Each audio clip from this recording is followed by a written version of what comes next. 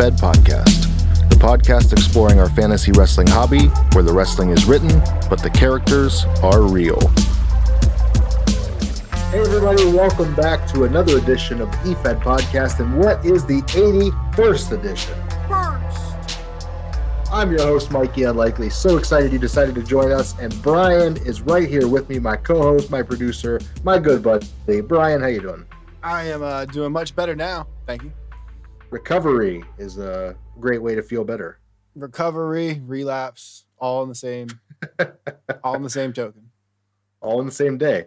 So, Brian, you're feeling better. We're glad to have you back. Excited to do this and talk about some e-wrestling. That good old-fashioned e-wrestling. R-A-S-S-L-I-N, that's wrestling. Guys, today on the show, we've got Ed. Ed is the handler of Eli Flynn, Buck, Tiger Mask Red, and Kaleida. He's been in feds such as Polo Mania, Lions Road, Guerreros O Lucha, I can't remember that name, sorry guys, Mainstream, UWL, and more.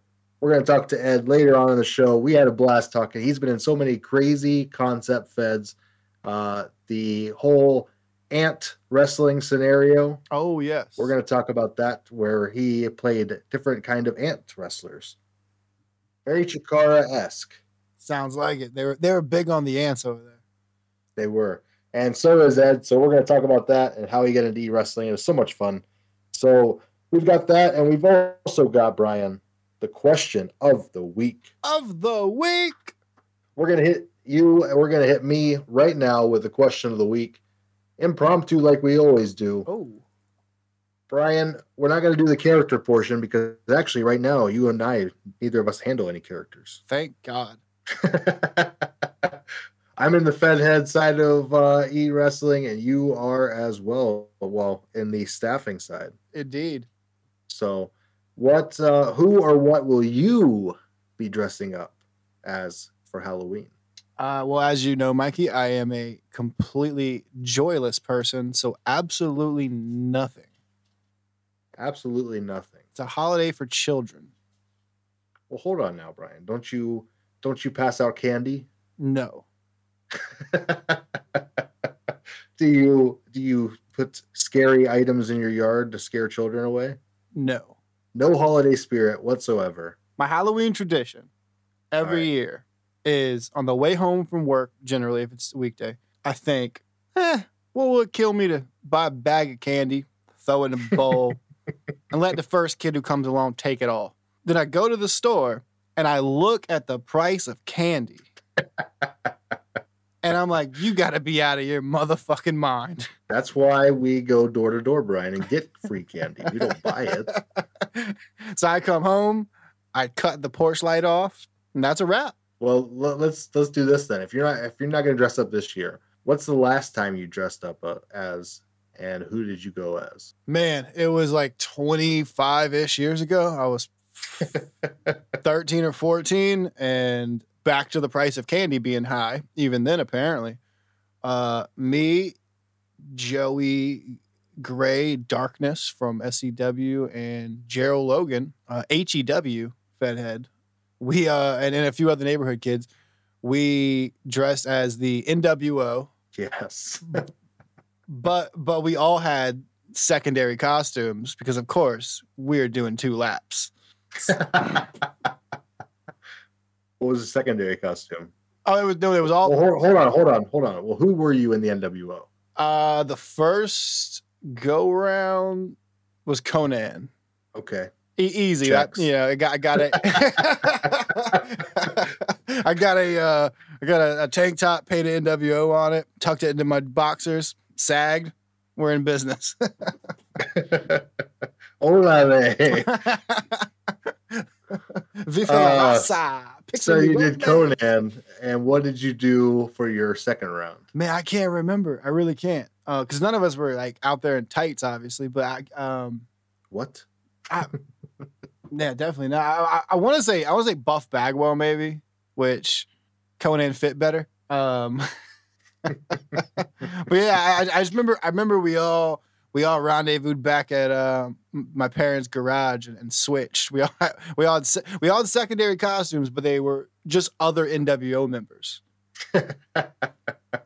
From the A team to the B team. Exactly. Because a group of like 6 kids, it took 2 rounds to get everybody. So who was Virgil? Oh man, we don't think we ever had a Virgil. We had this younger kid, little skinny kid who was 6 for sure though. Maybe Gerald's second deal was Virgil. I don't know. Well, Brian, for mine, I don't know who I'm going to be this year for Halloween. Joey Burrow would be a great option. Who? Of course, I know you love NFL quarterbacks, Joey Burrow. Oh, foosball. Is that now? Hold on. Is that the National Football League or is that the Extreme Football League? Brian, we got some talking to do. Say it ain't so. Not again. Joe Burrow is a good choice. I don't know who else would be good. Maybe an old school Kane costume would be a good choice. But I know the last time I did go trick or treating, I was in fact the Hurricane. Shane Helms. Please tell me you have pictures because we need some Patreon exclusives. I'll have to dig those out and never share them again. So I'm sure somewhere they exist. I don't have NWO. If you've got that one, I've got one I'll put up. My brother is a blue Power Ranger, and I am in a gold blazer wearing a green Jim Carrey the mask. All right, guys, we'll get to your question of the week answers a little bit later. It's a lot of fun. Of course, we want to hit our sponsors on the show. You're about to hear the ads, but let's give a shout out to the FSW Network. That's the Future Stars of Wrestling. Of course, you can check them out at fswnetwork.com. Also want to give a shout out to occupyprowrestling.com, one of the top wrestling communities online. You can check them out. They've got a great Twitter community. They've got a great podcast. They've got great reaction videos. They've got great unboxing videos. They've got great wrestling content. Check them out, occupyprowrestling.com. The Efed podcast is a totally free podcast that drops each and every single week for your e-wrestling ears on a multitude of apps. If you'd like to support the show, however, the best way to do so is over at patreon.com/Efed podcast. For as little as $3 a month, you can support both Brian and myself as we crank out more e-wrestling content with perks such as early releases and special Discord designations. And if that's not enough EW action for you, jump up to the $10 a month tier and you can get a free EWT's t-shirt design, early and ad-free editions of the show, as well as access to our monthly Q&As, bad graps, and more. And if you'd like to be a sponsor on the show and get your ad played, the best way to do that is the sponsor level on Patreon with all of the previous perks plus weekly commercials on the show. Check it out over at patreon.com/Efed podcast. We greatly appreciate your consideration. Occupy Pro Wrestling, putting the smart back into smart mark since 2012, with a community on Discord and message boards, merchandise, a weekly vodcast on Twitch, and much more. Check out everything from us and our site partners at occupyprowrestling.com. Efed Tees, the #1 source for Efed merchandise, offering custom merchandise made for your wrestler, tag team, stable, or Efed. Whether you want a high-quality t-shirt, face mask, hoodie, hat, it doesn't matter. We can help you out over at efedtees.com. Do you have a custom logo for your wrestler? Awesome. We're going to slap it on a shirt and help you out real fast. If not, no problem at all. We have a custom design service too. You can work with a graphic artist to get the perfect design made for your character. Go on over to EWTees.com and click on Want a Shirt to get your shirt started. EFedTees.com. For over a decade, Defiance Wrestling has redefined what an E-Fed can be. An angle fed with a rich history and a colorful cast of characters, Defiance Wrestling offers a drama-free environment with some of the most experienced and talented writers in the history of the game, with a level of consistency that few other promotions can offer. With on-time events, micro offerings, and even a long-form in-character radio show, as well as a forum home on the classic fwrestling.com, nobody, I said it, nobody does fantasy wrestling quite like Defiance. Come, See what all the buzz is about? Come check out DefianceWrestling.com. You heard me. It's DefianceWrestling.com. I'll see you there. All right. We've got a brand new sponsor here on the podcast. I'm excited to bring him to you because, guys, this is the real deal. This is not an Efed. This is pro wrestling at its finest, and welcome back to a network that's easy to use. We've got the FSWNetwork.com as our new sponsor. That's the Future Stars of Wrestling Network. You can check it out. One of the top indie promotions on the West Coast. They have their own network now for $6.99 a month. You'll get access to over a decade of content, including wrestlers that you and I both know, like Karrion Kross, Matt Hardy, Chris Bay, Zoe Stark, Brian Cage, and so many more. You get access to network-exclusive shows, live streams, specials, and more. They've got pay-per-views, they've got weekly shows, they've got shows that just got uploaded that are from July. Guys, this thing is going quick. It's growing quick. Get in on the ground floor before it goes up. $6.99 a month is not bad for 10 years of content. There's content on content on content on here. And for what I'm hearing, even the original series are getting more views than some of the wrestling shows. They're that good. Check it out, FSW Network, the future stars of wrestling, right now at FSWNetwork.com. Okay, it's time for the Efed Podcast Question of the Week. Of course, you can catch the Question of the Week each and every week on Twitter.com/the Efed Podcast. That's where you can check our profile. It's always pinned to the top, where it's easy to access and easy to comment on. Brian, this week's question we answered at the top of the show. Who or what will your character be dressing up as for Halloween? And what about you? You! Up first, we're going to go with the Twitter machine, Brian. We got at Thatcher Rex. It is Thatcher Rex. # OOC. Ook. Thatcher would absolutely be Thor because a dinosaur would be too obvious. As for me, I'm going to be Han Solo in carbonite, dragged around in a wagon by my lady. Parentheses, who wants to be Slave Leia? Her idea. Close parentheses. Interesting concept. Very. I mean, the wagon seems like a good call if you're going to be in carbonite. I'm assuming you can't move. It's one of those statue gimmicks, Brian. Yeah. I mean, I guess you just be like staring up at the stars all night. It'll be tough. It'll be tough. It'll be hard. It'll be hard like carbonite. Speaking of hard, up next is Philippe Legault at Armenian Beast. Hang on, I'll check. That's him, not me. Hang on, I'll check. Hey, Beast. Hey, Beast, what you gonna be for Halloween? Yeah, that's the dress as something scary one. What? Oh dear. Seems like he's gonna be this. It's a bottle of Corona, Brian. It is.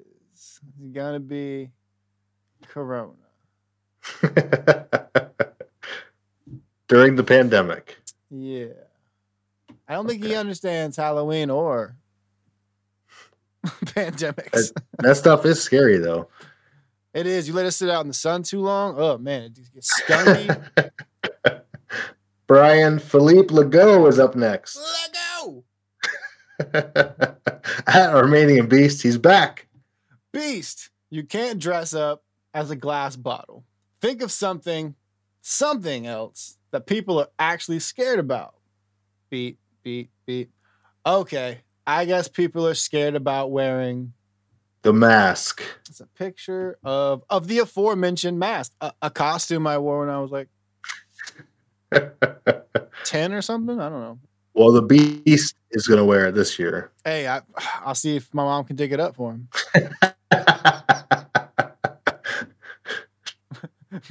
might still have that gold blazer too. I don't know.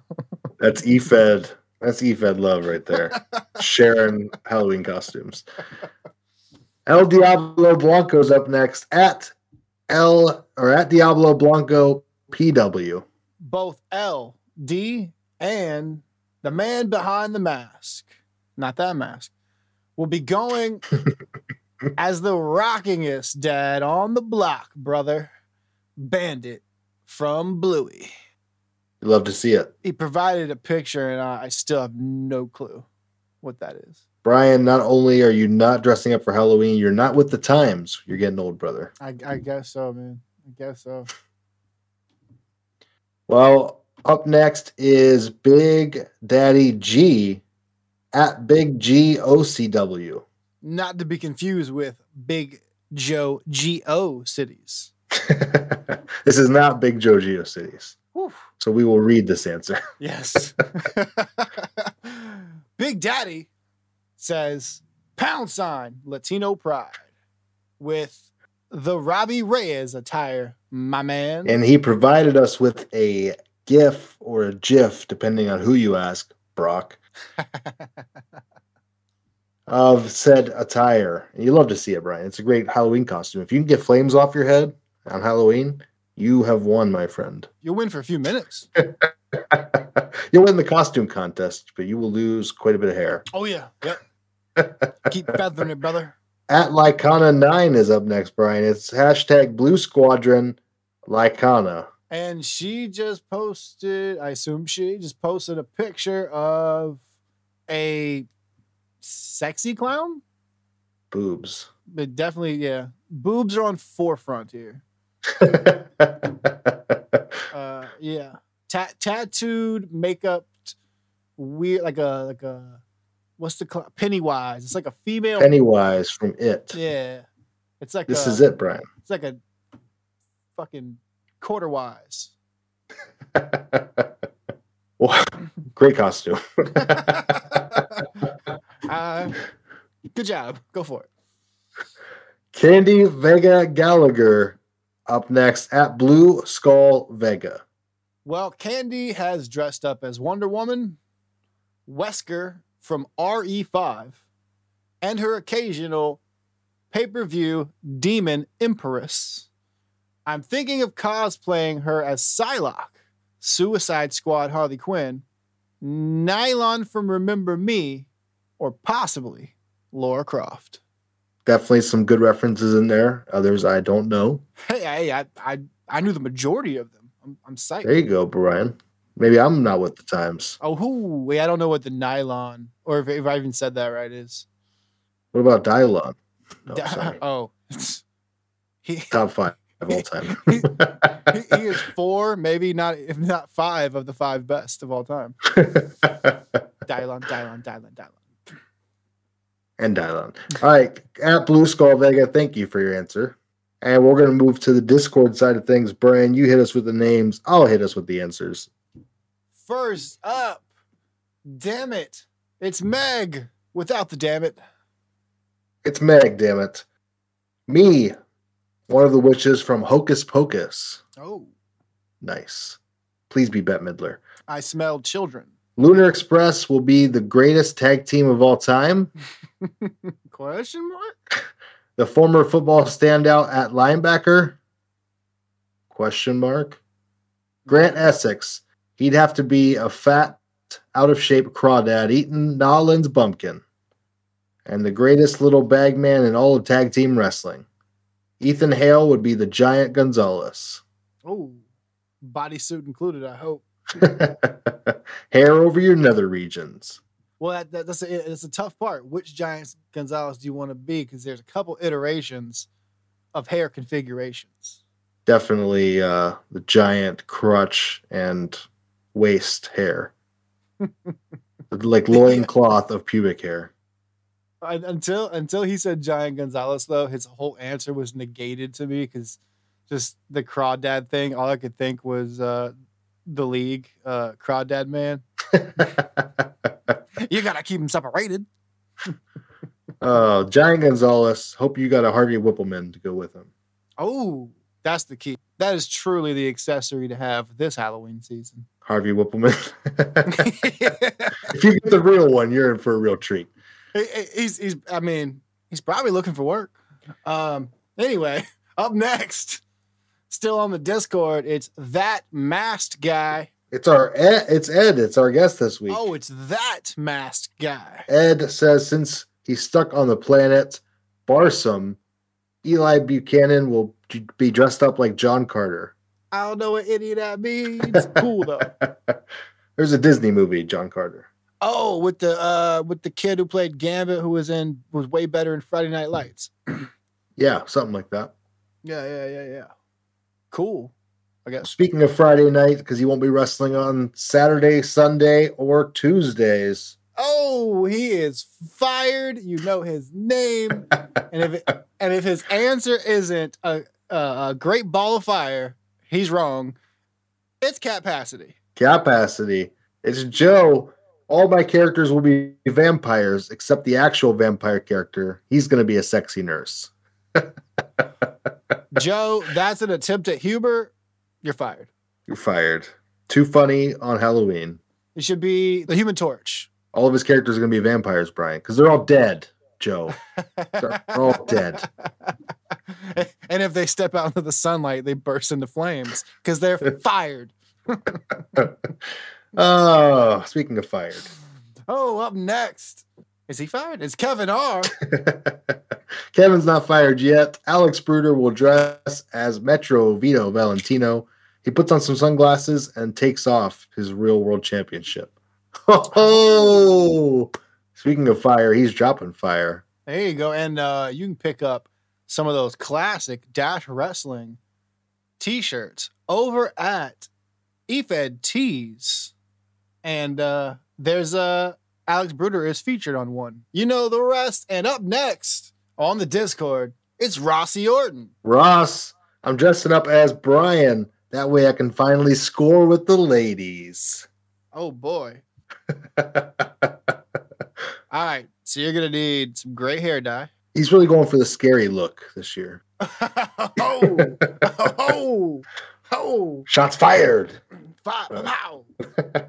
Up next, speaking of men who should not be fired, it is my name is Straussmadeus. Straussmadeus.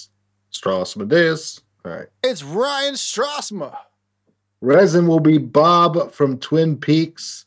Ooh. Carlo and Gomez will be medieval wizards. The Rain City Ronin will be Billy and Jimmy Lee from Double Dragon. Kerry Koriyama will be dressing up as anybody because he's an adult and has more important shit to do with his time than goof off with idiots playing dress up. Well, see, that's, it's why I took to handling Kerry for that small period of time during Ryan's absence. We think the same. You're both not messing around. No games, Brian and Strausma. We're both joyless figments of Ryan's imagination. Not playing games within the game. I see how you are. Hey, there you go. Up next, it's Greg. Greg, future guest on the show. Wildstar would be Michael Stipe from the video Losing My Religion. There you go. Good song. Good jam. Kind of like Nick Jackson this year is dressing up as Earl something from the video for Copperhead Road. Everybody go look that up.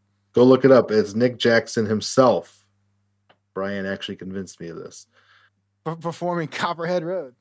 Up next, it's Stalker. It's Jason Reeves.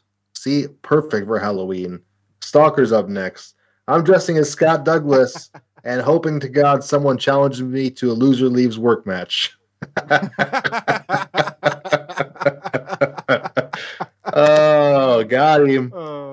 That's good. Well, I mean, at the very least, I hope your work allows casual Fridays where you can wear cut-off jean shorts. And, well, we're going to need one for Orange Reaper and Green Reaper. Never mind. Stalker will be dressed as Crimson Stalker, and Jessica Reeves will dress up as the Green Reaper. See, I told you, they're both going to be there. I mean, he missed a real opportunity here. Everyone in the Reeves family ought to just go as the Power Rangers. I was just thinking that, Brian. Damn it. Beat me to it. Oh, man. Did this question go up before or after people knew I was sick? Because it's already too Two references. I don't. When I posted the original tweet, I referenced someone was sick. I didn't reference you, Brian. I think this is confirmation to people who the guilty party was. I mean, ill party. It was all me. It's all me.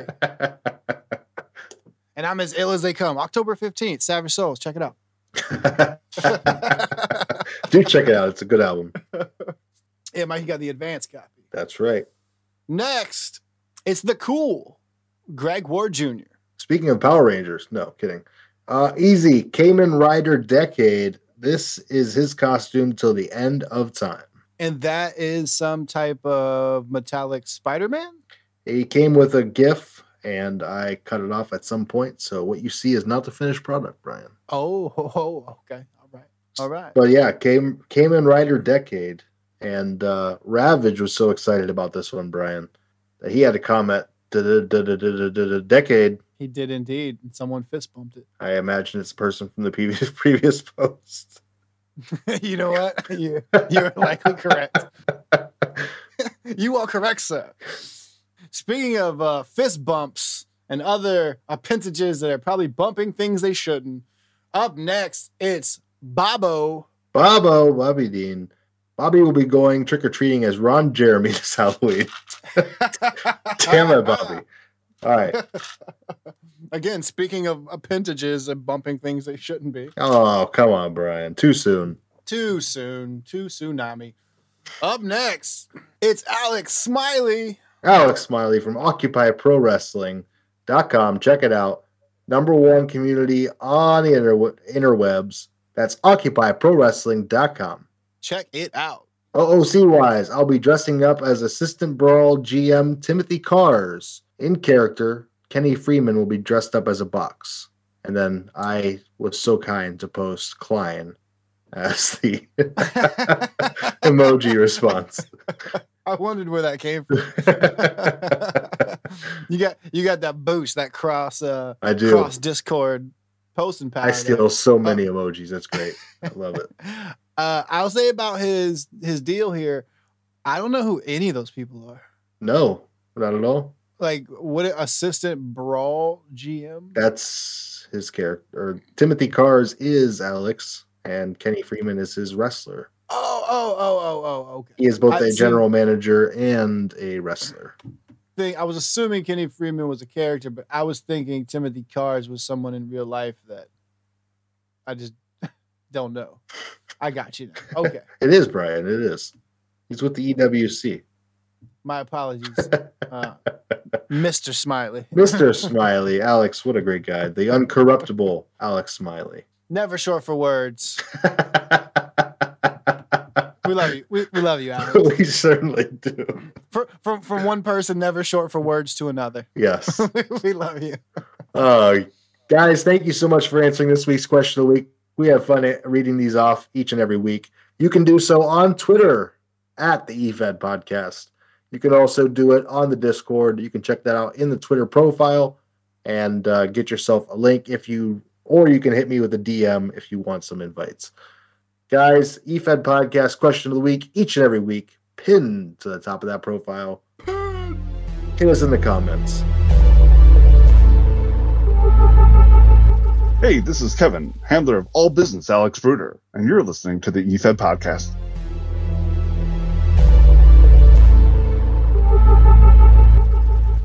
Hey everybody, welcome back to another edition of the Efed Podcast interview series. Today we're joined by Ed. Ed is the handler of Eli, Buck, Tiger Mask Red, and Kaleida. Ed, how are you doing today? I'm doing good. The funny thing is, all three of those are the same guy, so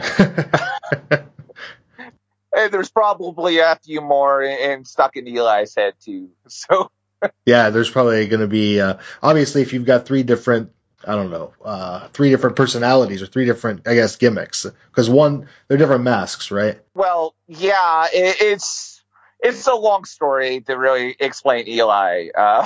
Well, we're going to talk about it. So before we get there, we're going to talk about it. Yeah, absolutely. Well, it's going to be a lot of fun, but let's talk about you first. Ed, welcome to the show. Obviously, you've been in e-wrestling for some time. You know what?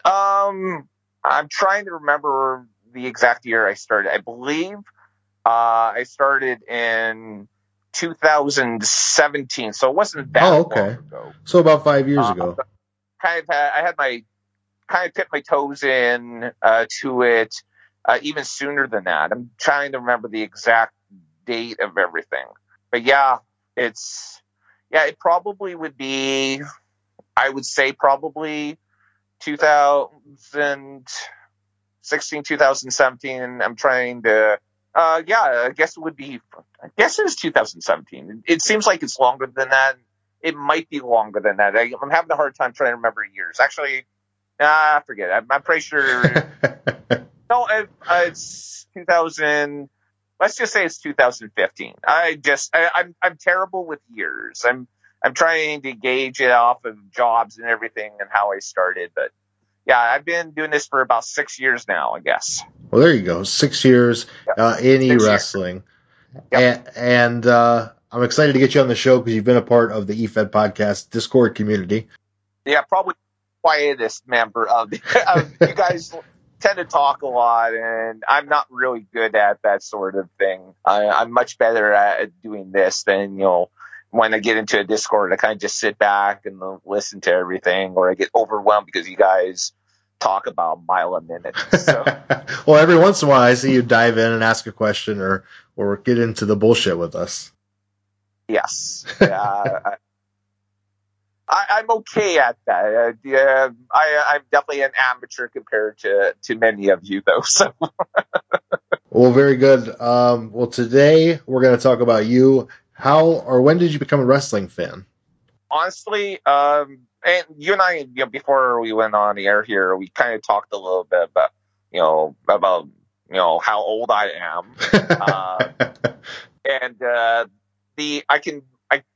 I'm not good with dates, but I know the first ever matchup I ever saw was in December of 1983, and it was probably one of Hulk Hogan's last matches in the AWA before he jumped to WWF.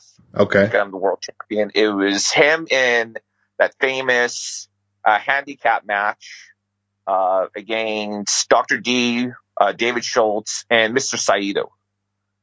So, and that's the first matchup I ever watched. But I can't honestly say I became a wrestling fan at that time. It wasn't until actually just before WrestleMania 2. It's cool that you remember that first match that you saw, even though it's not what gripped you. It's kind of your introduction to wrestling. And what was important about that was that leading up to WrestleMania 2, I didn't know anything really about wrestling, but I remember that match. And as I was channel surfing, I saw Hulk Hogan on the screen. And that's what clicked. I stopped and says, hey, I recognize him, even though it had been some 15, 16 months since I saw him last. Yeah. And it's a different presentation, too. It was the presentation. It was different. He was wearing yellow tights by this time instead of wearing black tights with the Japanese lettering on it. But I instantly stopped and said, hey, I recognize him. And I became a wrestling fan almost instantly. And that was a very interesting situation in time because that's when wrestling started to become really big. WWF became very big here in Canada because up until then, it was like Stampede Wrestling and AWA and everything. And it was around this time that Vince started to really push up here into Canada. And I don't think I've ever stopped watching wrestling since.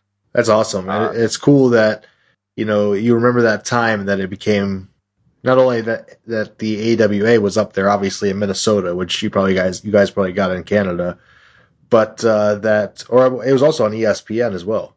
See, we had very basic cable. I mean, until my dad got a VCR, I didn't realize there was even more than 13 channels. Nice. Our TV only went up to channel 13, and so I didn't know anything about this, but about anything else. It wasn't until AWA and actually Mid-Atlantic tried to get up into northern, states, and that I went off and I was able to see some of this stuff. So as I grew up, I knew who wrestlers like Sting and Ric Flair and the Four Horsemen were.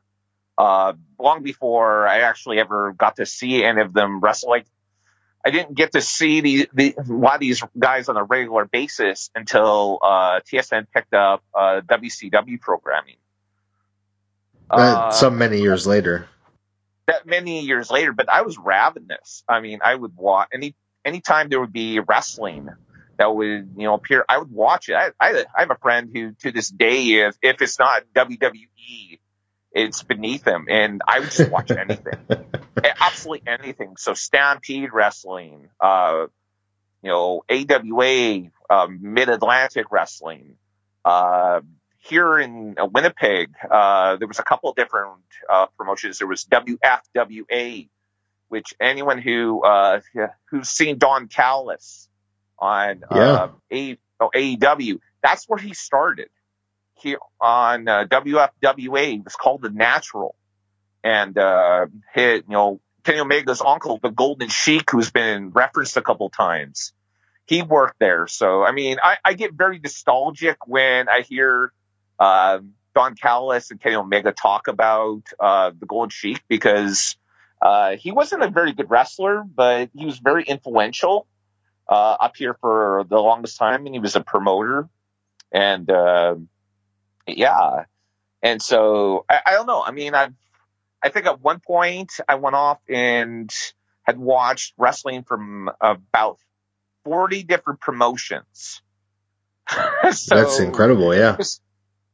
I mean, anything, everything, and then discovering wrestling magazines, and I think every time I had some loose money, I was running over to the magazine store to go up and pick up Pro Wrestling Illustrated, or I can't remember some of the other magazines, but I used to get tons and tons of magazines, and then I realized, okay, I'm using up too much money.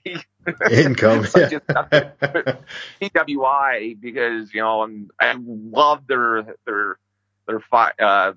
annual 500 and their year-end awards and everything. So, and that's how I discovered other promotions, how I learned about ECW, how I learned about Jerry Lawler's USWA, which incidentally, I mean, one of my favorite things is, which I don't know, I'm just going over the place, so excuse me. Let me reel you back in a little bit. So, please, let's talk about your favorite wrestlers ever. Hit me with like your top 5. Top 5. Hulk Hogan. Okay. Who I love as a wrestler, but not as a human being. Bret the Hitman Hart. Mick Foley. There you go. Cactus Jack. I think to this day, Cactus Jack is probably one, if not, he's probably within my top 3 favorite gimmicks of all time. I don't know who else. There's so many. I probably would say Sting. Okay. And I'll put Chris Jericho in there. There you go. Nice little array. He's a big boy, and he actually went to school with my brother-in-law. So you got a couple Canadians up there. We have, I mean, Winnipeg. Winnipeg is. And we got Kenny Omega, we got Chris Jericho, we got Don Callis. There's Johnny Devine that very few people probably remember, and Rowdy Roddy Piper. Okay. He actually got his start here in Winnipeg, and he actually lived up in Thompson for a little bit before running away, and that's how he ended up here in Winnipeg. All right, well, let's talk about e-wrestling. How did you find this weird world of e-wrestling? And you said it was like 2016, 2015. When? Not when, but how did you find it? How did I find it? So in 2012, I discovered a wrestling promotion called Chikara. Yep. And they did a pay-per-view where at the end of it, the whole set got torn down and everything went black. One thing led to another, and they started doing these Ashes videos. And, I saw on YouTube, and hey, what's this all about? And someone messaged me back and says, go check out the Jakar 101 Pro boards. Never heard of a Pro board. Didn't know what it was, and I think they're maybe the bane of my existence at some point. That damn blue bear. But anyway, I went over and I checked it out, and this would have been, I want to say, may have been in the fall of 2013. It may have been early 2014. I can't remember the exact dates. But anyways, while we were doing all this, I was discovering more and more about Chikara, and I went off and I created what I thought, I mean, everyone had like ant gimmicks or Chikara gimmicks there. Yes. So I kind of gave myself, I wanted to be the Chikara 101's version of Creator Wrestler, which, I mean, would later become Dasher Hatfield. They went off and there was a big vote on which persona I was going to be, and it ended up being Philly Cheese Snake, which was quite funny. And someone messaged me and it says, hey, we do this wrestling thing. You should check it out. It's on one of the other boards. And that was my introduction into Efeding. And at first I was very apprehensive about doing it, so I didn't do anything with it. And it probably wasn't until 2015 that I actually finally got involved into it. I went off and I put Philly Cheese Snake in there, and I teamed them up with a Manitoba ant, because there was a Canadian ant, and there's a British ant, and there's one of the guys that's on the pro boards a lot, Alex. He was gel band on there, and so I figured, okay, well, I'm from Manitoba, I'll be Manitoba ant. And so him and Philly Cheese Snake were collectively known as Strange Brew, and they became a tag team. They ended up being the final tag team champions in the promotion. And I don't want to get too much into it, but they shut down. And I think there was a lot of infighting going on behind the scenes. I know there was. I've talked to one of the guys that was running it, and it was falling apart. Your first introduction to Efed drama. That was, yeah. And I knew there was something going on, because there was a lot of stuff that was being said in character on the boards. I realized, and I go up and I respond to one of the people that, would be saying these things, and I would reply back in character, and people were like saying, no, man, don't encourage him. Don't encourage him. It's like, don't. And I didn't realize it was going, how bad it was until everything just went black. And, and shows were very slow and everything. So that kind of led me to looking around to see if there was something else. Okay. And so when you get started in these Efeds, are these role play Efeds? Well, the first one, I guess, I don't think it was necessarily a role play one. It was, the first one was literally, there was just a board where people were, able to talk about their matches. They could shoot the breeze with one another. And that's all they did. I just wrote, so there was nothing where we had to go off and write, 500 words or 1,000 words or a novella. It was just us all shooting the breeze. And so I guess it probably was somewhere between, I don't know. I don't know. Kind of like an angle fed, but it's sort of like an angled fed, but I think it was more of a, if you participate, you'll get pushed. Yeah.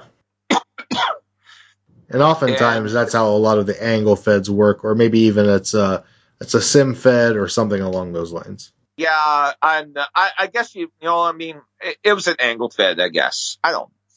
But I had no idea what an angle fed was, and right. I honestly, I was so intimidated, which is why it took me like 6 months to start doing anything, because I thought, oh God, I'm going to look like an absolute fool here. And it's probably why, to this day, there's one character that I have in my back pocket, and I've never used him because he's I'm more protective of him than I am of Eli Buchanan. So Makes sense. I mean, you get into this Fed. You're doing something completely different than you've ever done before. Obviously, you create a new character, and he actually has some success. He wins some tag team championships, and then things kind of fall apart. And you're introduced to how infighting can tear apart a Fed. What happens after that? Where do you end up going? Just because I was constantly on the Chikara 101 boards, one day I noticed there was a message advertising for a promotion called Polomania. Yes. And you obviously are, remember my comments, that I posted every once in a while. And I had no idea. It sounded kind of cheesy.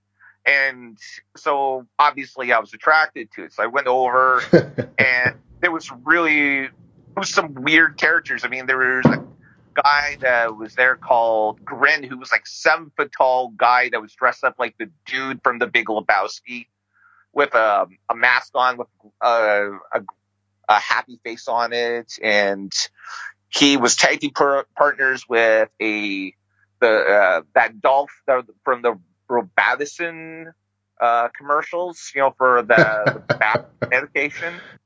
And there was a baseball player, and there was all this stuff. And I thought, this is absolutely crazy.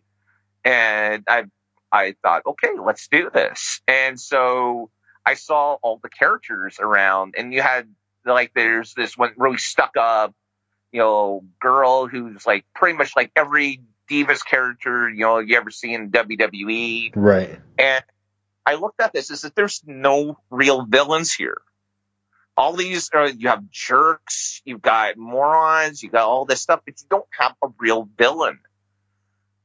And so my original plan, if the Chikara or the 101 Anthill Anthill, something like that. I can't remember I think they called 101 Anthill or something like that was the name of the Fed. And my plan was to turn Manitoba Ant into some soulless ginger ant. And my thought process is, I'm a redhead, and I would go off and back a couple 100 years ago, people were very, very mean to redheads. I mean, that's why it's called soulless gingers. And they were literally blamed for everything. If your cattle died, you blamed it on the gingers. If it was storming out, you blamed it on the gingers. It was really, really bad. And I thought, okay, what if I took a character and he was the literally personification of what everyone thought a soulless ginger was? And that's what I wanted to do when I got to Polomania. But since it was kind of a lucha libre based company, I thought, okay, let's really mess around here. And so I put him in a mask, and I called him El Tigre de Gingere, or in Spanish, Ginger Tiger. And I apologize to anyone who speaks, Spanish. I know I mispronounced that terribly. But and it's your name. You can spell it however you want, or pronounce it however you want. Any way I want, and he came in and he kind of was influenced. I didn't know what to do with him until I got put into this feud with Grin, who was the giant in the happy face mask and his wooden tag team partner. And I thought, well, I don't know what to write about, because this was the first time I had to do a role play. But I was like, okay, you got this giant wooden guy. Well, he would, you could set him on fire. And so I wrote a promo, based off of this song I learned in children's church, This Little Light of Mine. And I took so he went off and he burnt a little wooden version of Woody. And I just, because I didn't know what else to write about. And the handler for Grin went off and he acted like I had he wrote another one, acted as if I killed a baby. And I thought, this is perfect. And, this is the direction I'm going to go in. And he turned into a sociopath who, had some influences from Bray Wyatt and, a little bit of, my own dark side, obviously, and, went in there. And despite how stupid I thought everything was, I became very, very successful with him. And, it's probably, if it had not went well in those first couple of weeks, I probably would have moved on to someone else. But, the way my brain works, I started, doing backstories and everything about him, and his original backstory was that his father was the Canadian ambassador to Mexico. So he grew up in Mexico and became a fan of Lucha Libre.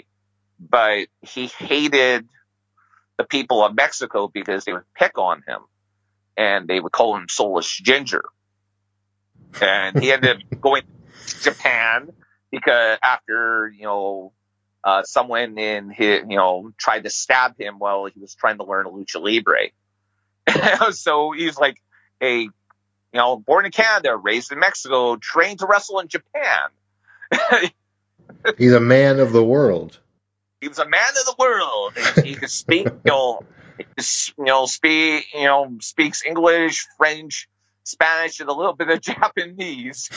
So I went wild with it. And, that's sort of how it started. And then, I ended up bringing in a couple of supporting characters for him while I was there, because there was a trios tournament. So I created him a little sister whose name was Holly. Well, she thought it would be funny to call herself Holly Guacamole because it sounded like holy guacamole. And I based her off kind of, cross between Harley Quinn and my son's 13-year-old daughter. So she was a bit of an airhead. And then there was a giant who had a mask who could only say, "I am Groot," which was a blatant ripoff of Groot. Obviously. But the funny thing is that, if you were Canadian, you understood what he was saying. And the joke was that, when people would ask, what's he saying? He says, well, sorry, he's from Newfoundland. He's got this really strong Newfie accent.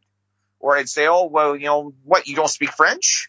Or it really, really dumb, things. But it was, I could get away with having him, in a role play. And he would just say, I am Brute. And everyone says, "Oh yeah, we know what you mean, Brute." So Bruce, well, like they speak his language, yeah.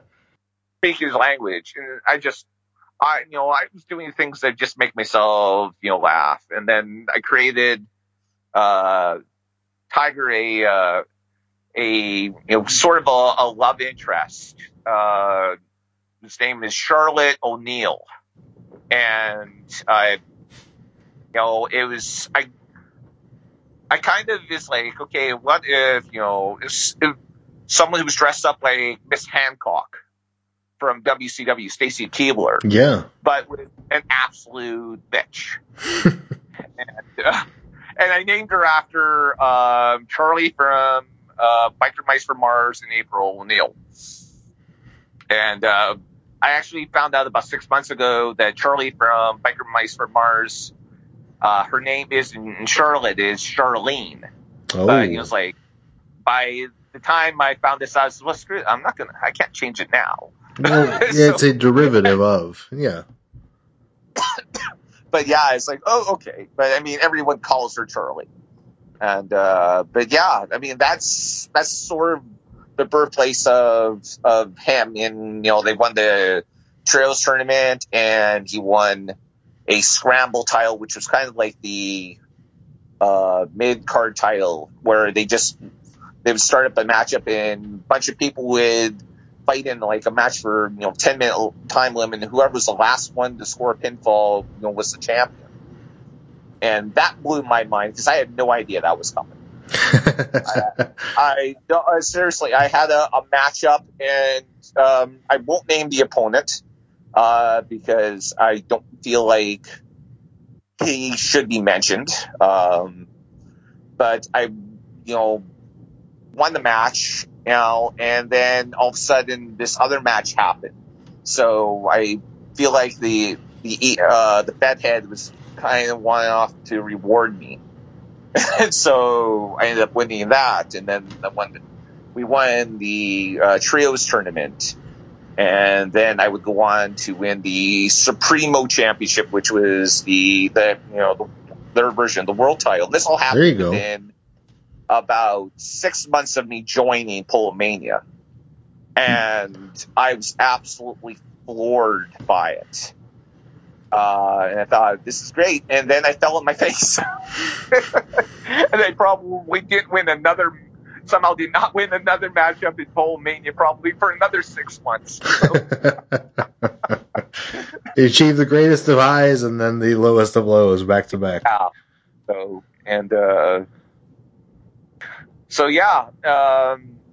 And it was while I was in Polomania that I found out about other places. Someone has suggested that we all do our Twitter handles, and so I went off and followed everyone. And then suddenly I discovered other promotions. There was a Midwest Wrestling Alliance that I was in for a brief period of time until they closed. There was a company named Chimera, and I'm probably mispronouncing that. I was there for a bit. Midwest ended up disappearing after fifth or sixth show. The vet had just didn't had enough of it. Yeah, that seems to be the case sometimes in e-wrestling. And as a guy who's tried to go off and try to be a fathead, I can completely appreciate that. Oh yeah, it's tough. It is extremely tough. And I burnt out in Chamara very quickly. There was in Polomania, there was a 500-word limit for the role plays. And in Midwest, there was 1,000, which I thought was crazy at the time. Chimera was 3,000. And they wanted you to write 2 role plays. Oh. And I was like, I don't think one or two people did it. I was like, how do you write a 3,000-word role play? I was completely, floored by that. I had no idea how to do it. And so I think I did 2 or 3 shows, and I messaged the fathead and says, I'm sorry, I can't do this. So I don't know how to do this on a regular basis. This is burning me out. So I ended up walking away from them, and I ended up going to a Fed called Strike Force. Okay. And again, less I talk about that place, probably the better. But to me, it was very influential because I ended up meeting a couple people there who, while I won't necessarily say that I'm great friends with, but to this day I can go off and I can message and who I feel like we like each other, and one of them ended up becoming my greatest foe. That's often how it works in some of these angle feds, or even. It's just, and I guess I would say he's probably the closest thing that I've had to a friend in this. People know him probably best known as Jacob Hammerstein, he's also the name may not sound familiar to you, but he's probably had far more success than me, and we clicked it off right off the bat. We were scheduled. One of his other characters and I were scheduled to be in a tag team tournament, And he messaged me. He says, "Hey, do you want to co-write something?" And I had already posted something. I said, "Sorry, man." And, sorry, I reposted. I said, "No, no worries." But we kept in talking. We're messaging each other and everything. And I ended up inviting him over to Pole Mania, as Hammerstein. And at the time, I had no idea. Hammerstein was just this goofy character that used Guy Fieri from Guy's Grocery Games as his picture base. He was an absolute clown, and I'm maybe I'm getting a little ahead of myself on it, but it ended up, I think, being turning into probably he's probably one of the reasons why I've stayed in this game as long as I have, because I'm always excited whenever, I've had a chance to work with him. And, behind the scenes, we kind of been there to kind of support each other when we were feeling down. So it's nice to have people like that in the game that you can bounce off of, not only, like you said, in a rivalry, but also in a friendly manner. And then I joined a Guerreros of Lucha. And again, it's sort of in what I think kind of intrigued me by them is they were, again, kind of reminiscent of Pole Mania and a little bit of the 101 Colony, and that they were kind of a little on, a mixture of kind of goofiness and, serious lucha libre. I guess if I had to compare them, they were very reminiscent to Lucha Underground. And that may have actually been the influence to the idea when, the Bedhead came up with it.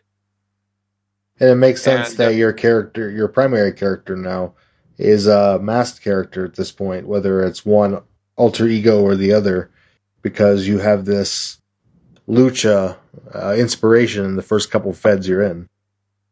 Exactly, yeah. And so, I mean, I had some success as a Strike Force, then I was starting to have some success here, and then the Fed head for Pole Mania kind of was burning out with the outdoing that, simply because near the end it was literally besides Hammerstein and a couple other people, most of the Fed was made up of characters that either I handled or were handled by another handler named Pedro. And so it was like, okay, no one's come. I mean, no one's here. So, I want to move on to something else that works. So he created Lions Road, which for him anyways was a lot more successful than Pole Mania. And I was like, okay, how can I didn't want to create a new character to go there. So it's like, okay, would El Tigre, who by this time I changed the name to Tiger Mask Red because I was getting sick and tired of Fed heads not writing the name correctly. It had really started to annoy me that they wouldn't even take the time to write the name properly. So it's okay, screw it, I'll change the name to Tiger Mask Red. But I didn't think Tiger Mask Red was going to work in Lions Road. So I thought, okay, well, what if I take the mask off? So I went off and went with the name Flynn Buck. And because his birth name is Elijah Flynn Buchanan. And there you go. Nice little change of the name. And it's actually a family name of mine. And my dad always referred to his grandparents as Grandma and Grandpa Buck. And so that kind of clicked into me. Okay, Flynn Buck. Well, Flynn Buck was this baby face, from, Montreal, Quebec, which is true. His mother was French Canadian, and Flynn was her maiden name.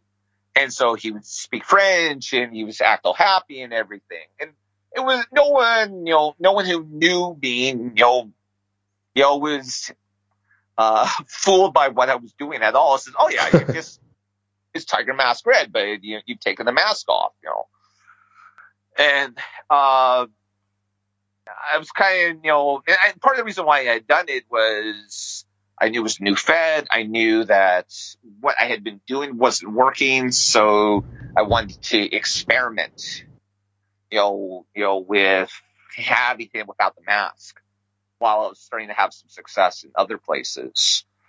And as I wasn't doing very good with him there, but I had earned a world title shot in Strike Force, and I thought, even though it was a RP Fed with Guerrero de Lucha, that I suspected that I was on the verge of winning the world title there too. And then while I was doing all this, I was also helping Pole Mania by writing kind of their B show, which I called Polo Estro, which was supposed to be Polo Star, but I'm pretty sure Estro, it doesn't mean star in Spanish. But I think I had written it down, I Googled it or something and got the wrong spelling. And so I was writing shows I ended up 4 episodes of just like a B syndicated show. And so I was doing all this stuff, and I was burning out while I was doing all this stuff. And I was writing constantly at work by the time this had all happened. And my boss found out about it. And oh no. I got office. And he went off and he said, either you stop or you're fired. Wow. And I literally went out for lunch right away, and I messaged all the Fed heads, and I said, I'm done. Yeah. And it didn't even occur to me that, okay, let's cut down to, we'll just go here and we'll go here. No, I was like, I'm done. And, and so right when I was on the very verge of my biggest success with Tiger Mask Red, I had the knees cut out from beneath me, and I deserved for it to happen, because I shouldn't have been writing at work, and it's funny because some of my coworkers were defending me. This is, well, you know what, he doesn't have a lot to do here, and so. But, that was, for me personally, was a pretty tough period. But then I started doing a podcast around the same time. And I'd actually started doing it before I went off and I quit. And it was this double show called The Captain Biz and Mask Guy Show. And we just talked about whatever we wanted to. And Captain Biz and that Mask Guy, who is with Appear and Polo Estrell, and I pull, that Mask Guy into other things. But when I had to quit Efeding, I did the podcast for about 6 months, but and I enjoyed it, but I missed Efeding, and I never stepped away from the Twitter. And so over the summer, I think I can't remember the exact time, but it was sometime in August. And my wife was insisting that we go check out Garage Sales. And Kevin, who was the Fed head for both Pole Mania and Lions Road, he messaged me, and he knew that I obviously, partly wanted to come back, and so he started, messaging me about this, and says, I got this idea for you, if you want to come back. And he's like, I want a big man character. He says, we got all these little wrestlers, I want a big man character. And, so how about Vader? He says, do you want to do, maybe you could bring a Vader character, and was like, okay, well, if we're going to do a Vader character, I want him to speak French. So just Imagine Big Van Vader, where he's doing all those promos in French. Sounds real And tough. it sounds real. And we'll give him a mouthpiece. And we were kind of talking about this. And initially, I thought about doing a sinister minister character, Okay. or a Paul Heyman type character, but I didn't think I could pull it off. So I thought, okay, well, when I left Efeding, it was like, oh, Eli Buchanan had to retire because a head injury or whatever.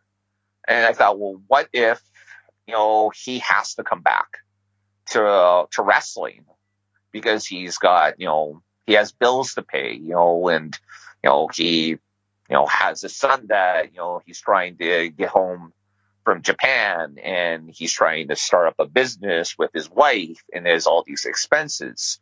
And he's trying to get his evil father off his back and everything. What would that do to a guy who's already got, some severe mental issues, who's a bit of a sociopath?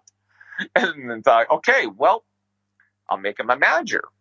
But I didn't start off with the big man character. Brought in a tag team called the Agents of Pain, which was literally, I think I used the Agent D and Agent B, and it was the Basham brothers. And literally, I mean, Agent B was Basham and D was Damaja or whatever.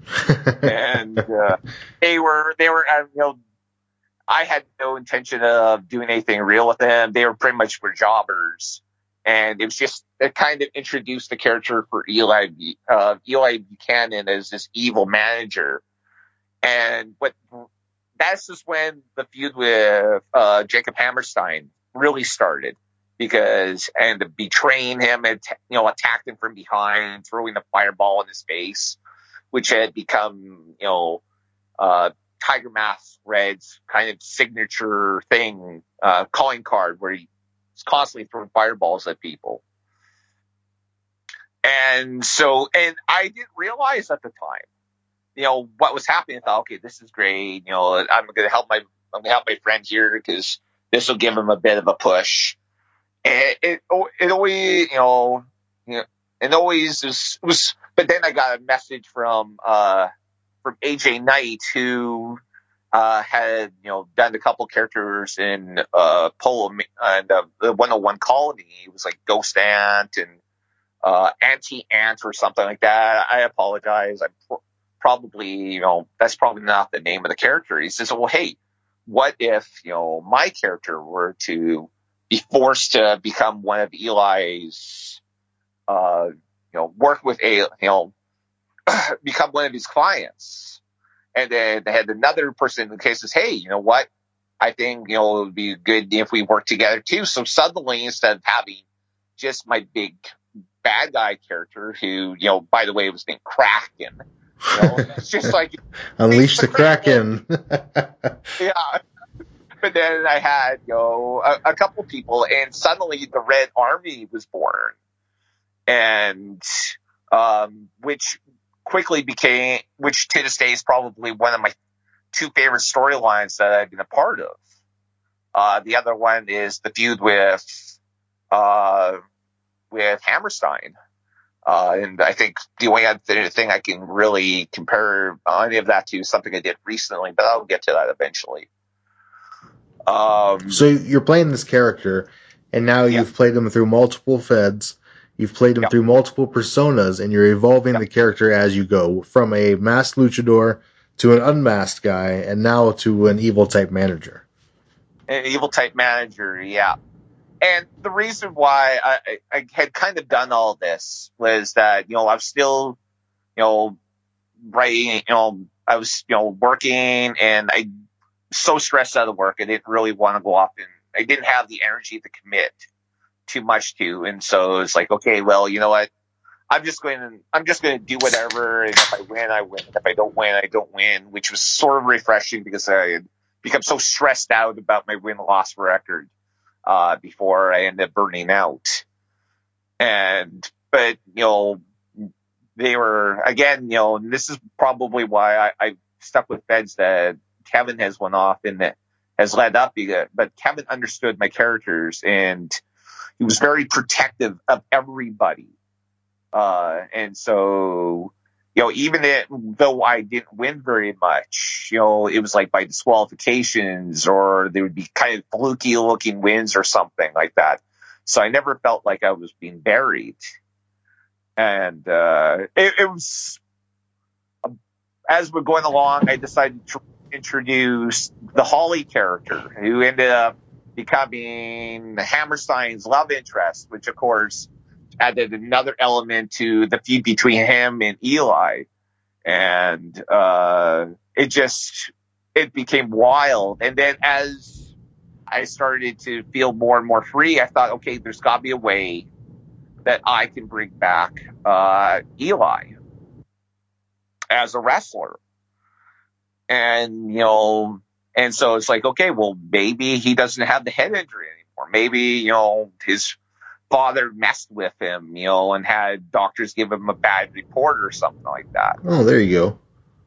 And pretty good out. So it was a good out. I felt actually kind of stupid at the time for going off and for doing doing something like really lame, like, oh, you can't wrestle because of concussions or something. Like, great, you're not giving yourself an out on this. And, well, wait a minute, no, I've written his father as being this evil douchebag who was trying to take down Pulpmania, and was trying to become, the dictator of Mexico or some crap like that. It was like, he was like the king of douchebag dads. There was Pulpmania came back for like one night. Well, can't have Pulpmania without, Tiger Mask Red. And so Tiger Mask Red shows up, wins the world title, in a surprise main event. And suddenly now there's a storyline to go in Lions Road. It says, well, wait a minute, Eli, you said you can't wrestle anymore. What gives? Everyone knows that the Tiger Mask Red is you, and so we finished up the feud with the Red Army and AJ Knight, and I started working as Eli. Well, anyone who it's Lions Road, it was a micro-fed, kind of like Pulpmania, where the word limit is 750, and anyone who thinks that trying to do a 750 word role play is easy. Hey, if you think it's so easy, you should have been in Lions Road. Brother, I'm running a Fed right now with a 750 word limit, and let me tell you, I hear it all the time how much people have to cut out of their role play. Yeah. It's extremely difficult, and so we had a couple guys in that Fed who just absolutely kicked ass. And the other characters were Alexander Irving and Julian Cutlass. And Julian Cutlass was the world champion in Lions Road for over 400 days. And that takes nothing away from everyone else that, competed against him. We had some awesome writers in Lions Road, but nobody could touch him for over 400 days. That's a very impressive record in role play, Fed. It's very, very impressive. And so, meanwhile, then there's me, who's getting my ass kicked on a regular basis because I couldn't. I'm one of those writers that when I'm hot, and when I'm not, I can't think of what to write. And if I can't think of what to write, I'm screwed. It's probably my best role play there had to do with, leading into a tag team match, and I compared it to having to eat 10 hot chicken wings. And, comparing it to how, and again, it had to do with Hammerstein and everything. And it was like, how it started out with him going in to do a he was going to go eat these 10 wings at this challenge, and it made him think about how, chicken wings originally they would just throw them out because, and that now they're like the most expensive part of the chicken and everything, and how, he had, taken Hammerstein and taken them from garbage and made, helped make him to like this star and everything. And so, boom, ended up winning the tag team titles off of that, but then, was really struggled again for the next 6 months. Because I couldn't find motivations, as how to do this, and I went off and, if I felt motivated, great. I mean, I did a role play where, where Eli himself was struggling with his identity and how he felt like he was a sellout for, having to wrestle in other feds as Tiger Mask Red, having to hide his identity now. But exactly, where he wanted to be himself. And it wasn't so, and the funny thing is that was feeling the complete opposite. I wanted him to be Tiger Mask Red, but it was becoming harder and harder for, as, Eli was becoming better and better. And, I was finding it harder and harder to be Tiger Mask Red.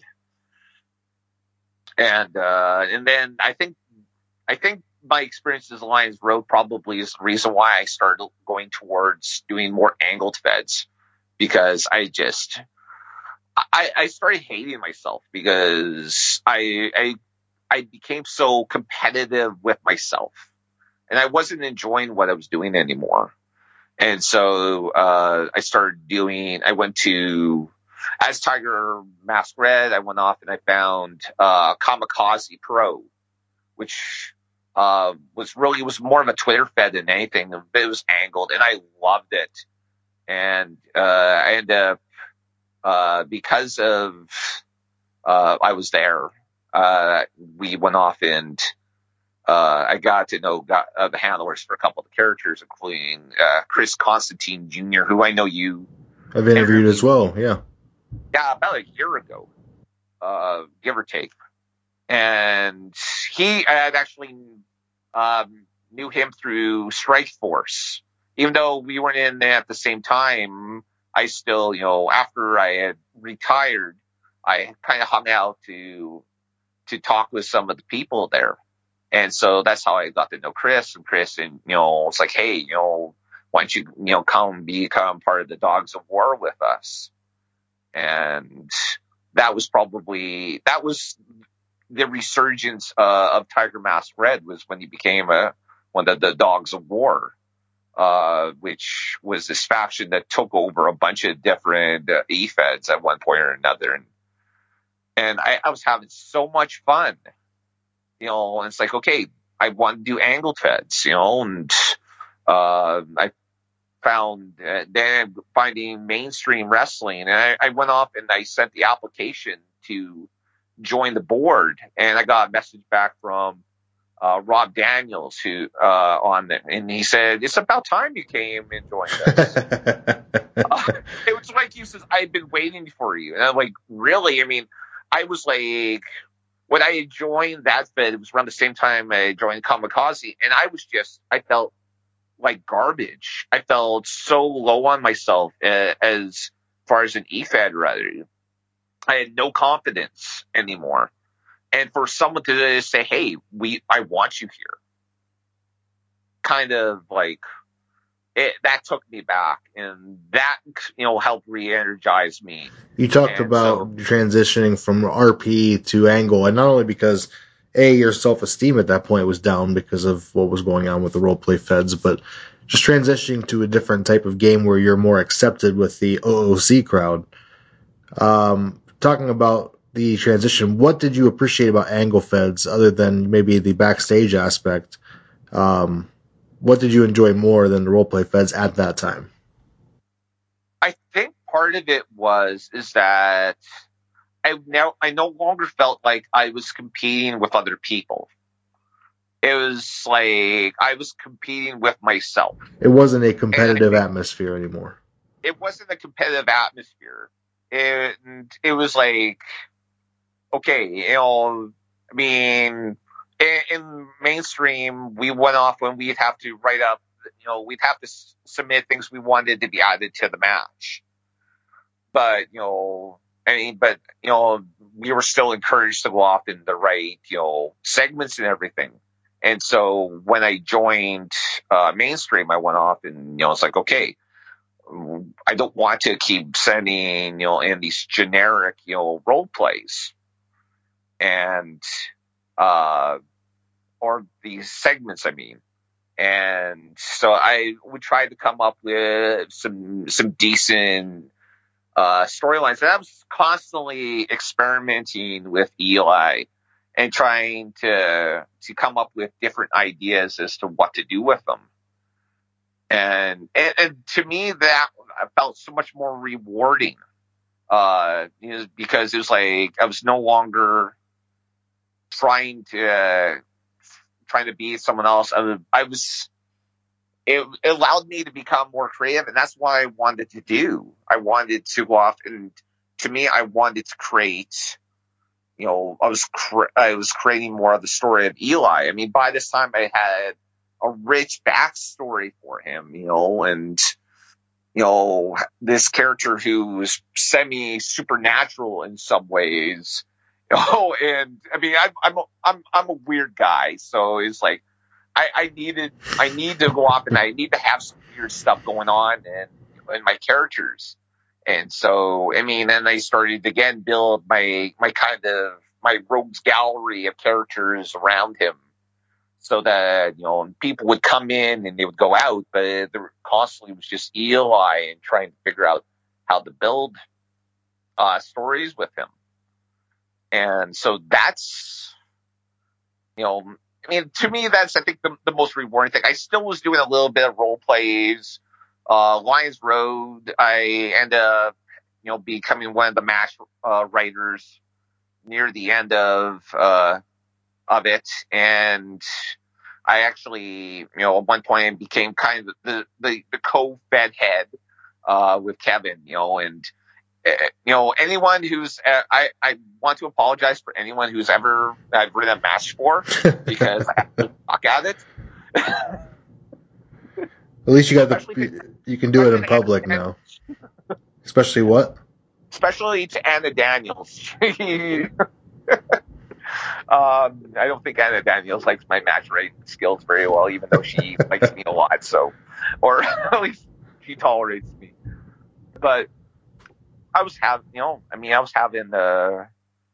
having a lot of fun.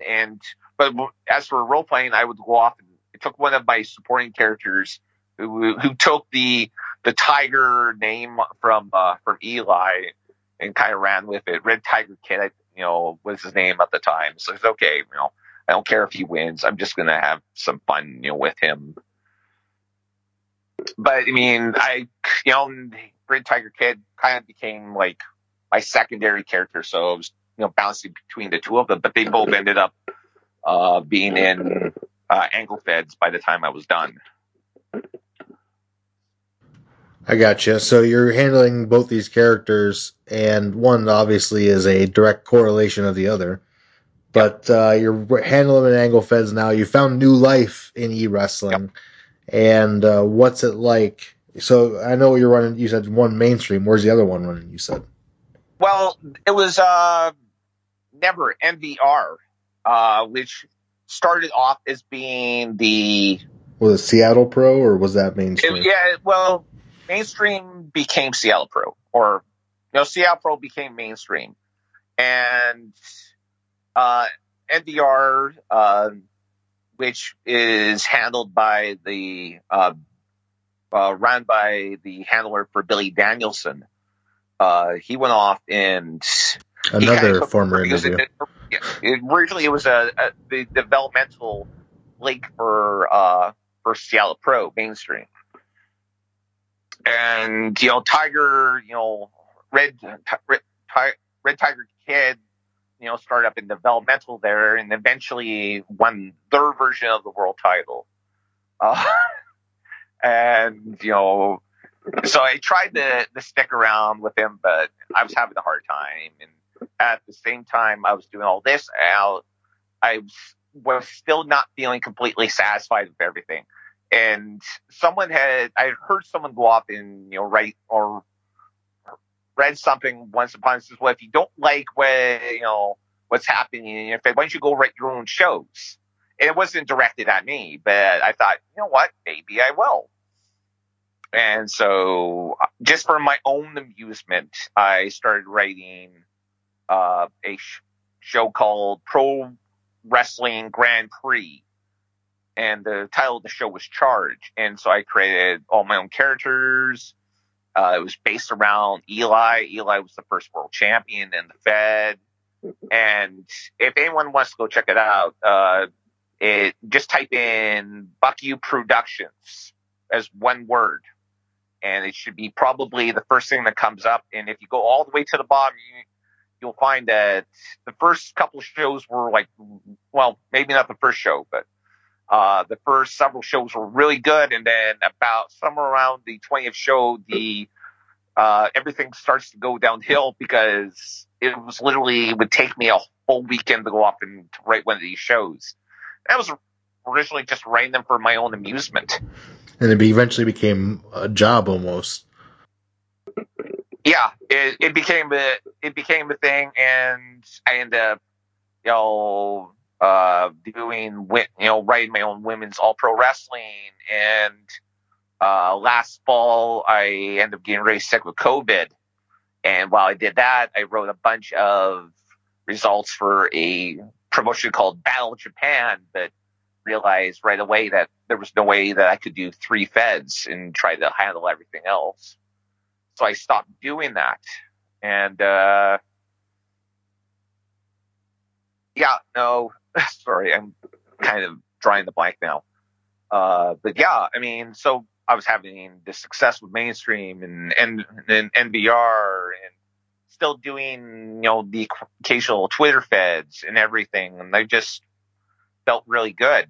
And then I ended up taking another break. I was taking a course through my job, and it was going to take some commitment, and I didn't think I was going to be able to do any e-fedding while I was doing it. And so I told all the fed heads that I was going to take a break. And the fed head for Skull Kids Wrestling messaged me, and it says, hey, is it okay with you if we do an injury angle? And I thought, yeah, go for it. And so, and I kind of hinted at it, his past, that he had a broken leg, back when, he was wrestling in Japan. And it's like, perfect. So, his leg gets broken, and he was wrestling a character named Stag. And after the match, Stag picks him up and throws him overboard the ship that they were wrestling on. And I thought to myself, this is absolutely perfect. This is great. I had him disappear. And, had his wife on Twitter, saying, I don't know what happened to my husband. Is he dead? What's going on? And I could handle that. I could use some Twitter stuff.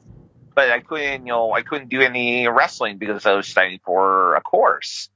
And when the course was done, I went off and I posted something I wrote called Hotel California.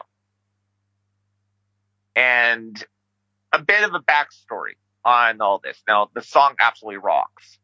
But a couple of years ago, Bray Wyatt went off and posted a tweet. And I wish I could remember what the tweet was. And, it was about Hotel California. And, was it about drug use? Was it a mental institute and all this stuff? And I thought to myself, this is great. And at the time, he posted this before he started doing the Firefly Funhouse stuff. And when I saw that, I thought, man, I knew the guy was a genius. And then I saw that and I thought, oh my God, this is great. And I thought to myself, I want to do something like this. I want to do something kind of like with Bray Wyatt and with Bray and the Fiend, but I don't want to necessarily be, Bray and the Fiend. And I love Hotel California, and I love, the imagery that's in there, and it's all kind of got, twisted. Well, how can I go off and what can I do here? And so I simmered on it while I was doing my course, and I was coming up with ideas, and I would go up and I shared them with Kevin, and I shared them with Hammerstein's handler, and and they, I don't know. I thought I'm just bouncing ideas off them, and they were like, "Yeah, go for it. This is they're like, dude, your brain is like really weird. You're absolutely messed up. Where is this stuff coming from? And it's mad genius." Oddly enough, it's a compliment in e-wrestling. And it is, and they meant it in the best of terms. And so I went off and I told Rob Daniels that I was coming back to mainstream, and I said, and I don't remember exactly how I worded it. He says, I'm going to be trying something. And so I started doing these kind of cryptic, segments, and it was very similar to how the Firefly Funhouse started, where where you'd have like the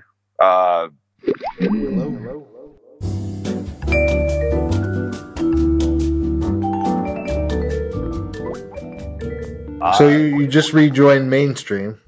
Yeah, so I rejoined mainstream. I started doing these cryptic segments where we'd have this lady in a white mask dancing with men, and all of a sudden the screen pulls back and all the men are skeletons, and would have a waiter walking around giving people wine and them dying and everything. And it was really dark and twisted. And Rob never questioned me about any of this stuff. And then I went off and I sent in a segment to introduce what I was doing. And it was like Hotel California. And you had, the waiter, offering, saying you can't have wine. They haven't had, they only have wine. They haven't had spirits since 1969 and all this stuff. And then Eli shows up. And I started, introducing the hotel to everyone, and there's put a little bit of Lovecraftian stuff in there, and a little bit of this and a little bit of that, and suddenly Eli gets sucked into a room, and he comes out bigger than normal and wearing this menacing mask and then calling himself Kalida. And I thought it was the greatest thing in the world. Only to find out that when Rob first read it, it's like, what is this? And he wasn't really sure about it, and I had to reassure him, about this. And, I said, listen, I'm not expecting you to push me as a top star, with this. I don't expect you to put titles on me or anything. It's just, I'm trying something here, it says, and, it may not be what you want, it says, but, just trust me on this. And, and Rob, hey, he says, okay, I'll trust you on this. And it didn't take long for me to go off and make a believer out of him. He was he ended up becoming the biggest supporters of the character. After, that initial hesitation on his part. And it was funny because as soon as he was like, okay, I'm on board with this, suddenly there was another character who came in at the same time who was using Abaddon from AEW as the picture base, calling herself Latrix. And he says, why don't you two go together? And suddenly we had like Billy Danielson. He went off and says, well, hey, wait a minute. I got, my character Jimmy Pagan. Can he join you guys? And then there's a character called Penelope, and she wanted to join. And all of a sudden, it turned into this, and I think it turned into a much bigger thing than I thought it was going to become. And I thought, okay. And, and that's what I had done for like about the last year that I was in mainstream, where we were building on that, and we were building feuds, and we had all these storylines going on. And it ended up with us doing a War Games matchup against Billy Danielson and AJ Knight and a couple of other characters. And I apologize to the guys. I feel, like I'm not doing anyone justice. And I feel like I should have written down stuff because I'm missing names. Whenever you get to the moment where you have to remember, it's always much harder. It sucks. And I'm terrible with names, and I apologize.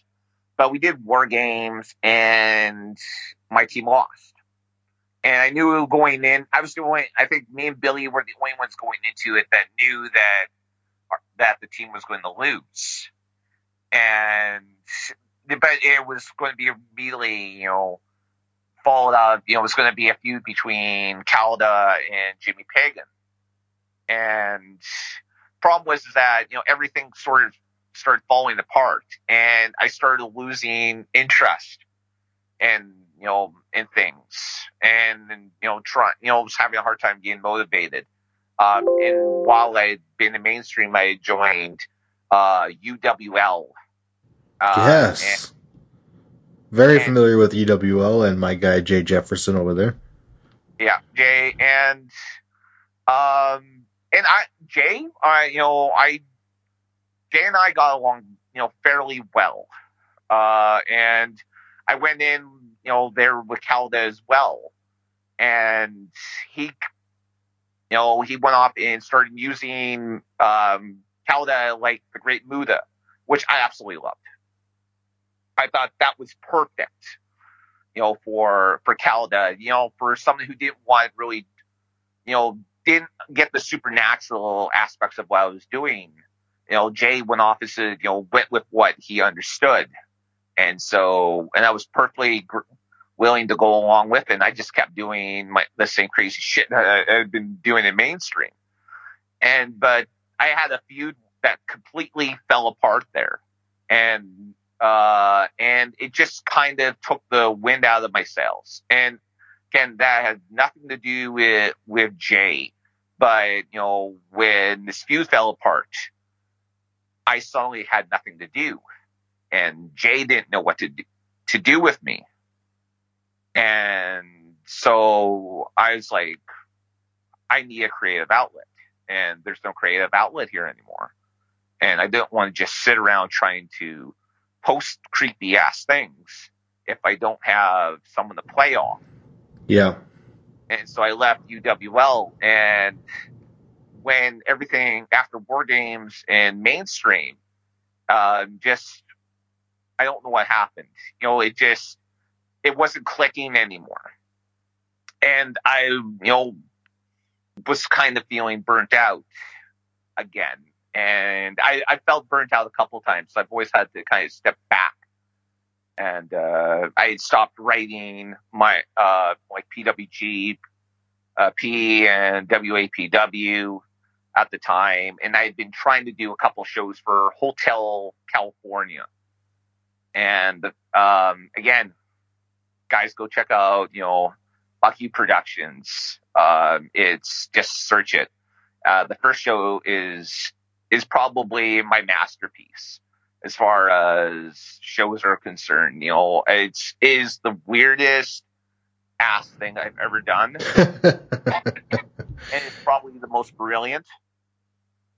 The second one, not so much. The second one wasn't so great, but the first, the first one, it was quite good. And and I feel like I've completely bypassed all that, because that writing up that first show was something that I'd been thinking about doing for probably about 2 years. I've kind of bypassed all the evolution of Eli and everything. And at one point, I stopped being Tiger Mask Red altogether. So you've got Eli Flynn, Buck. You've got Tiger Mask Red and Khalida. Yeah. So between them now, you've done an evolution. You've evolved the character over what you said 5 years of e-wrestling. It is by this time it's been over 6 years, and somewhere in the middle of it, I decided, okay, I had found success as Tiger Mask Red again, but at one point I tried to bring him into Lions Road and it didn't work. And, it's like, okay, I don't have him anywhere else. I'm just going to kill off Tiger Mask Red. And I'm literally going to just be Eli Buchanan. And I literally have 2 different Twitter accounts for the character. You can find me as at Eli Flynn Buck for Eli Buchanan and at Tiger Mask Red. And I was like, okay, well, I still got this Tiger Mask Red Twitter account. What am I going to do with it? So I literally had, started, I created a zombie character. So Tiger Mask Dead, and he was brought back to life by a necromancer. And I explained to Kevin and to Hammerstein how there could be a Tiger Mask Dead or Tiger Mask Undead, and there could be Eli Buchanan at the same time. And which is, if you're a fan of The Flash, all you have to do is just go to season 2, finale, and the explanation as to how there could have been more than one Flash and more than one Zoom, and that's sort of how I came up with the idea where literally another Eli Buchanan had been pulled out of a spot in time, had been killed, and then brought back to life. And I have him somewhere, he may be buried alive, he may be somewhere, but he's still around somewhere. I actually planned to bring him back for an angle fed, but that never happened. And so what about right now? What are you doing right now? Well, I'm doing nothing right now. What happened was after mainstream, I said, okay, I'm going to take a step back. I put out a message saying, hey, there's not going to be any more Hotel California shows. Sorry, guys. And I'm actually in the middle of studying for another course through my job, which once I pass it, is going to mean a nice, pay raise for me. And there you go. I can then be able to do more in my job. And it seemed like the good time to go off and to do it because I didn't know what to do. I would love to go do something in e-fedding, but I don't know where I've fit in right now. And I don't have the energy to go off and to do mainstream because of everything. That's to me would be a bit of a commitment, but I don't know of somewhere else where I could go off and I could throw a character in for 3 months while I'm concentrating on a course. I do plan to come back. I have no intention of staying away. In fact, Kevin and I are talking about co-running a Fed when I come back. I was joking with him, says I suck at writing matches, but I'm great on angles. Anyone who had read the 2 Hotel California shows, I would like to say that even if they didn't think the matches were good, that the storylines that I was doing were superb. And I would love to continue doing Hotel California shows, but I would need someone who shares my vision, to come in to go off and to do the match writing while I rate my crazy ass, stuff on the side. And I don't know if I can trust anybody to go off and, It's hard to hand your vision to somebody, man. It's always. Yeah. It's, I talked to legendary fantasy writer Terry Brooks several years ago about a book novel I was trying to co-write with a friend of mine, and he went off and he says, "Man, says don't co-write a book." And so he says it never works out. Don't write a co-book, And so that's sort of how I feel about e-fedding, about trying to do doing feds. Is you don't want to go off unless you find someone who's on the right page, the same page as you. It doesn't work. It didn't work. It wasn't working in the 101 Colony. It didn't work really well in Strike Tower, Strike Force, whatever it was called. Just where I saw where you had too many. The more people that seem to have power, the worse things were. And so to try to hand over part of my vision to someone else, I just can't see it happening. So I would love, like I said, I'd love to do more Hotel California shows, and maybe I will. But if I do so, I'm either going to have to write for whenever I have a free chance for every day for a month to go off and to put up the show the way it deserves, or I'm not going to do it at all. It's hard to give. At least you recognize where your weak points are, and in order to put together the show you want to put together, you're going to need help. But at the same time, you can't just hand your. No one's ever going to think exactly what you're thinking when it comes time for the show. Yeah, exactly. So, well, we're excited for you to come back, and if you want to recruit our good buddy Ed here, check out at Eli Flynn Buck on Twitter and at Tiger Mask Red. So before we let you go, we've got a bunch of questions from the crowd. Are you ready for these? I'm ready. Let's hit the Twitter machine first. Up first is DOGJC, Jason Cash. Why he never make besties with testies a thing? I feel like we would have banged as a tag team. Follow up, why do he dislike me? Jason Cash is an absolute piece of shit, and I love him for it. Honestly, I love Jason. He makes me laugh, and if you can make me laugh out of character in this game, then you and I are going to get along really well. The besties with testes, oh god, that's just absolutely hilarious. One of the things was Jason and Eli have been in a couple feds together, and Jason is constantly trying to get under Eli's skin, and one of the things that he came up with was his besties with testes. And it's the most ridiculous thing ever. And I've always played up that Eli can't stand him.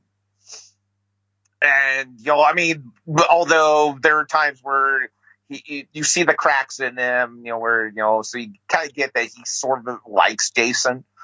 And, Jason and I have actually talked it over. And if I come back, when I come back, we kind of have an idea of what we would do if I come back to mainstream.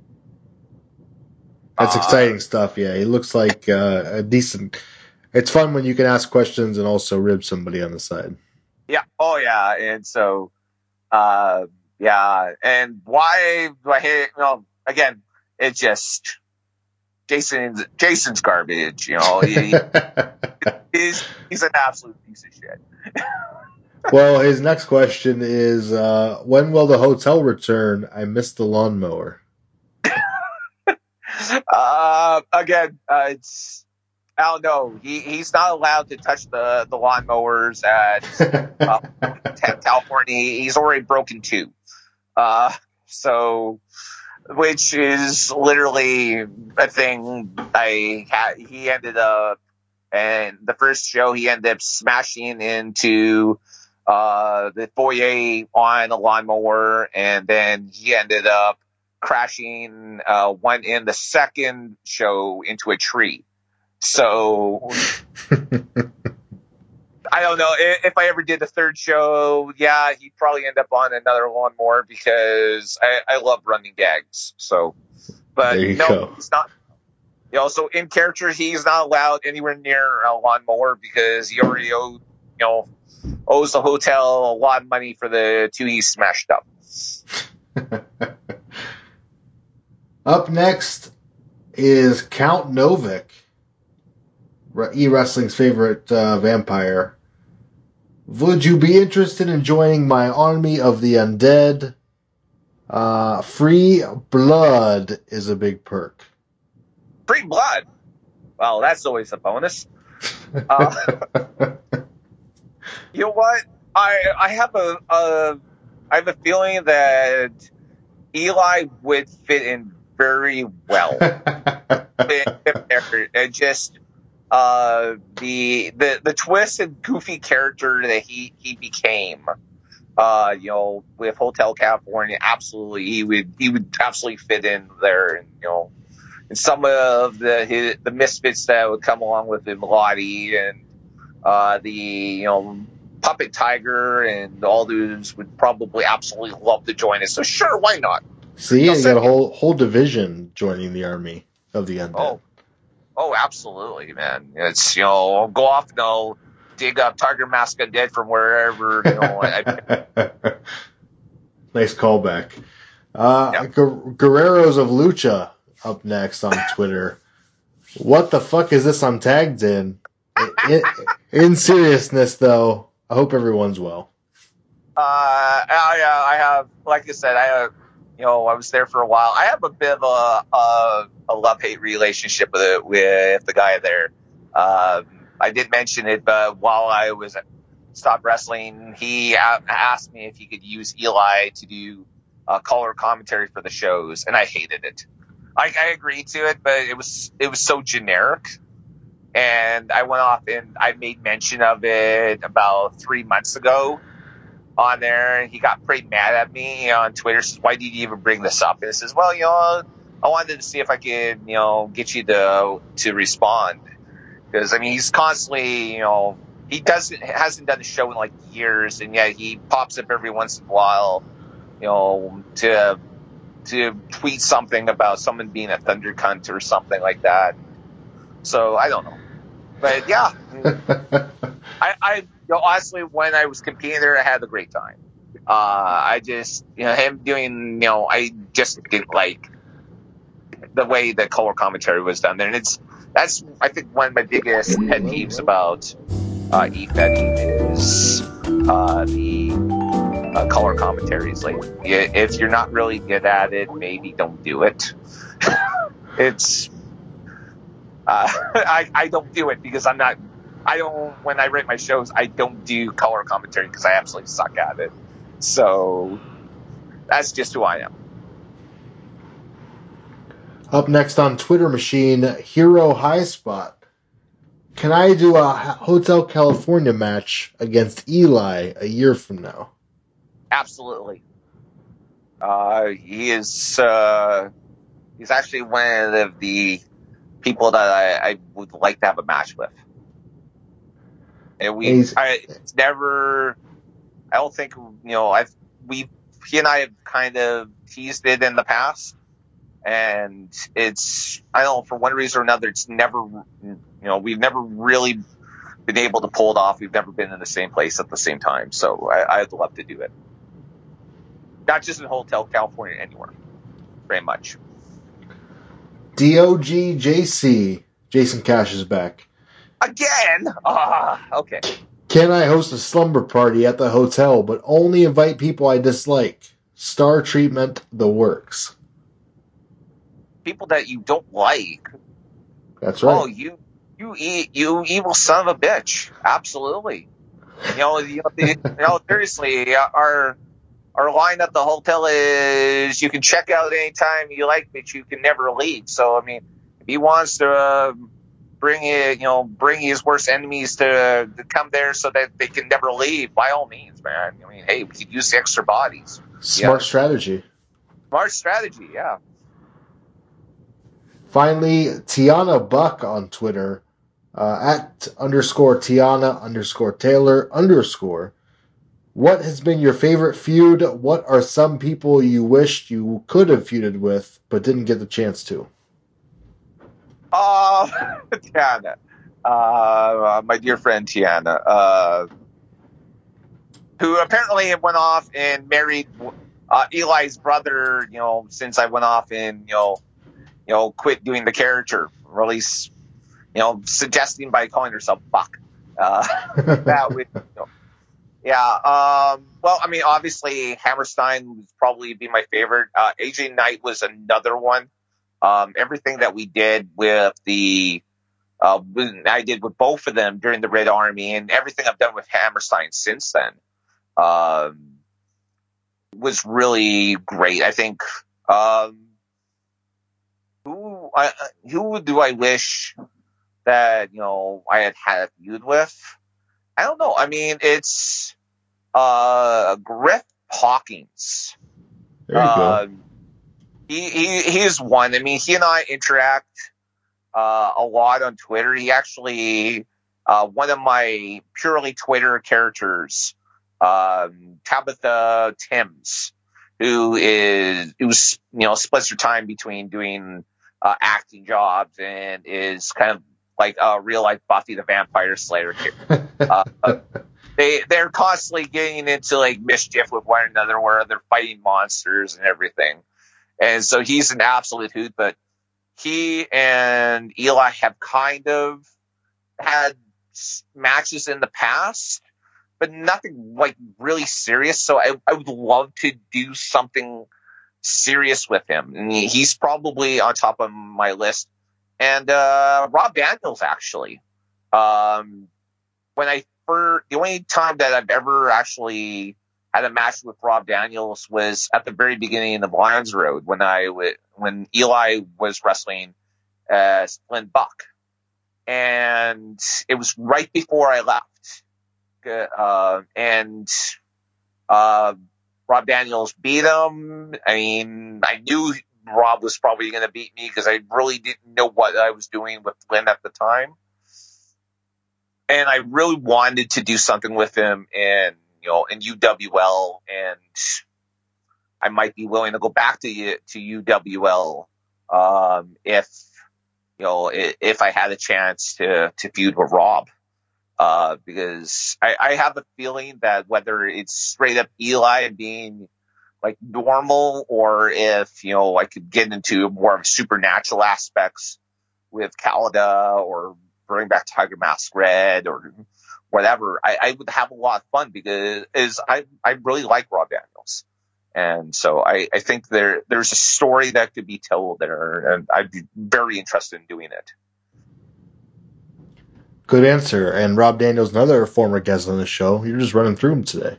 I am, yep.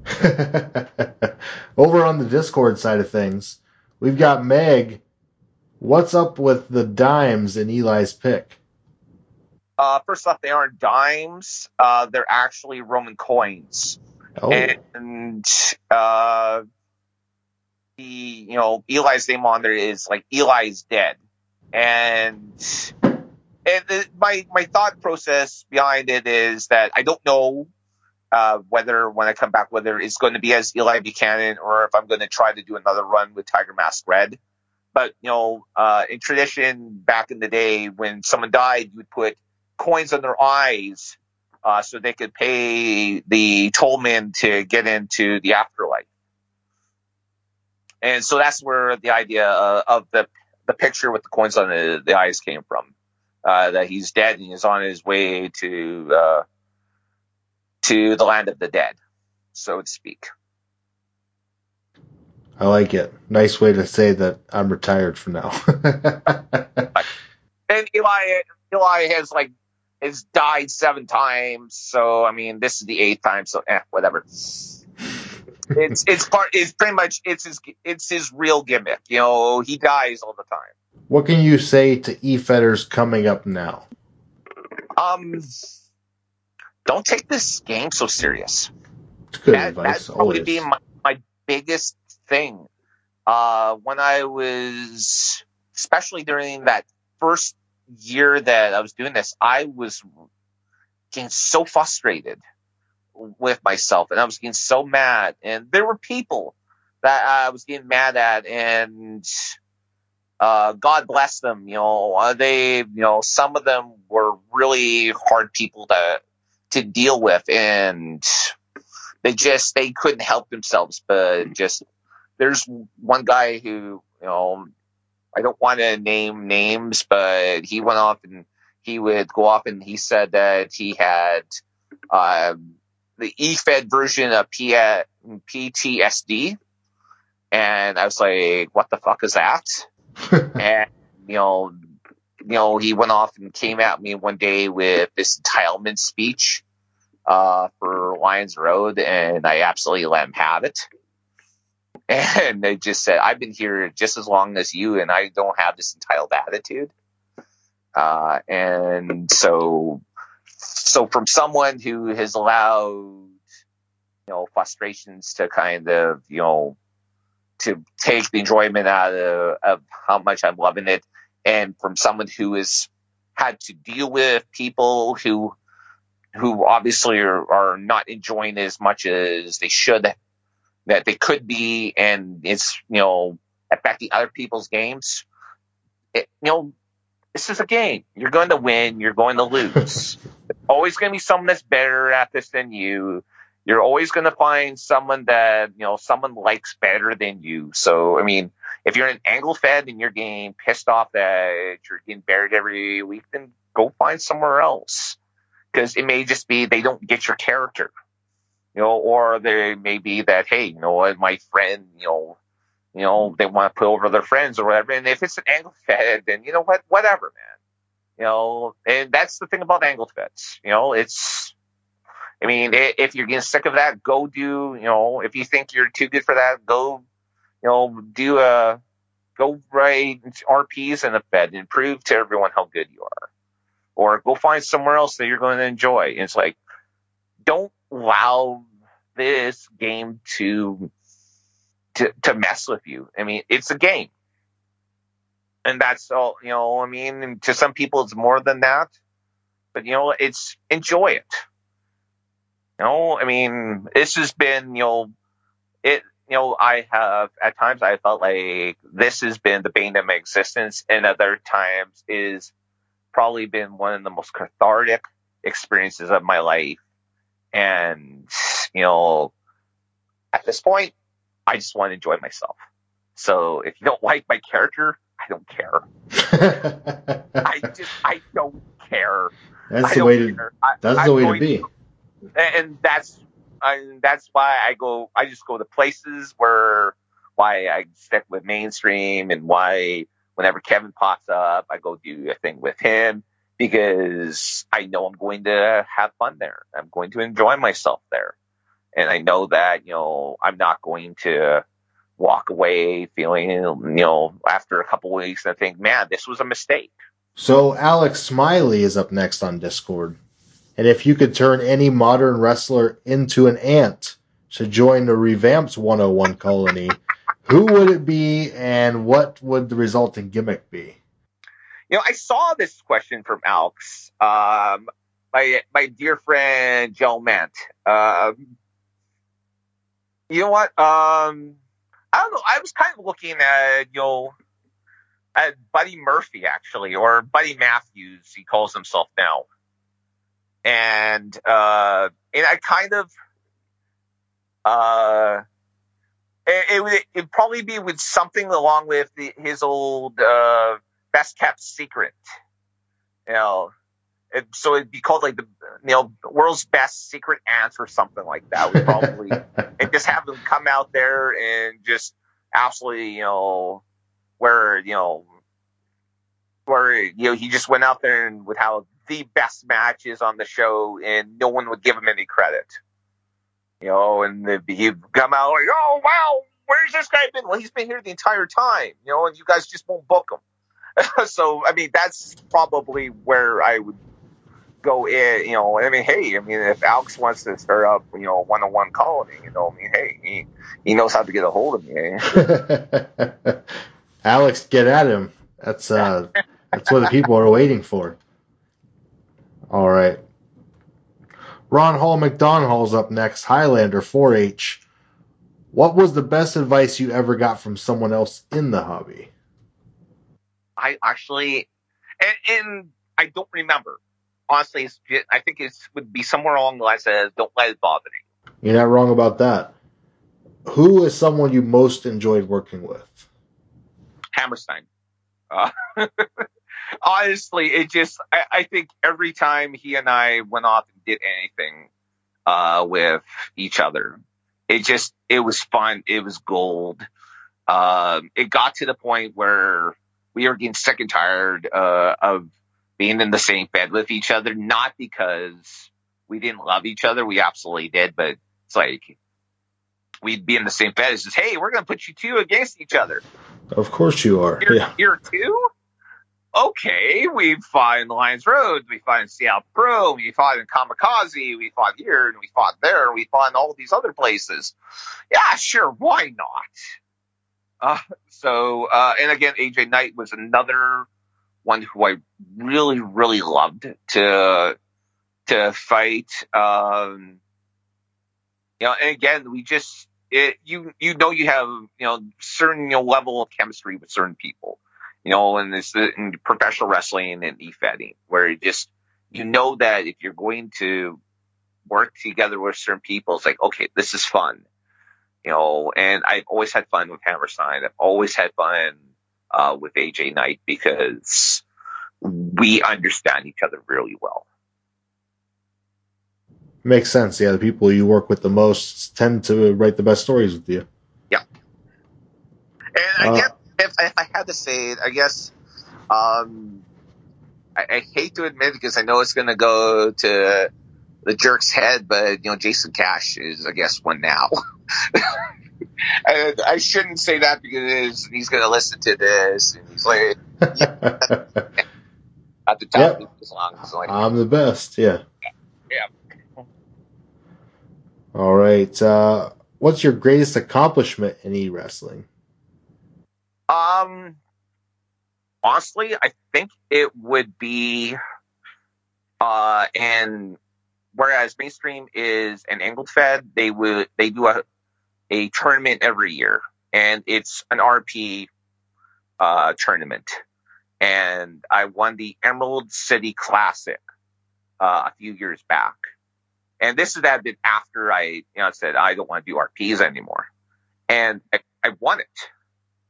And there were some great handlers in that tournament who were just fantastic writers. And the fact that not only did, I was surprised I made it through the first round, but for me to actually, make it through all three rounds and walk away as the winner, that absolutely surprised me. I could see that after taking such a long break from RP to come back and to not necessarily dominate, but to just come through a tournament and prevail. So, absolutely, yep. Who is someone you still want to work with? Again, I would like to work with Ref Hawkins and Rob Daniels, and I haven't had.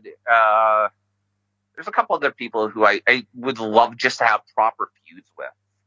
I mean, that was the whole thought process with Jason Cash, where we've done a couple of things against each other. We've been in tag team matches, and we've had a couple of angled matches against each other, but we've never actually had a proper feud against one another. And Jason, I know there's a lot of people who don't like Jason, but again, Jason makes me laugh.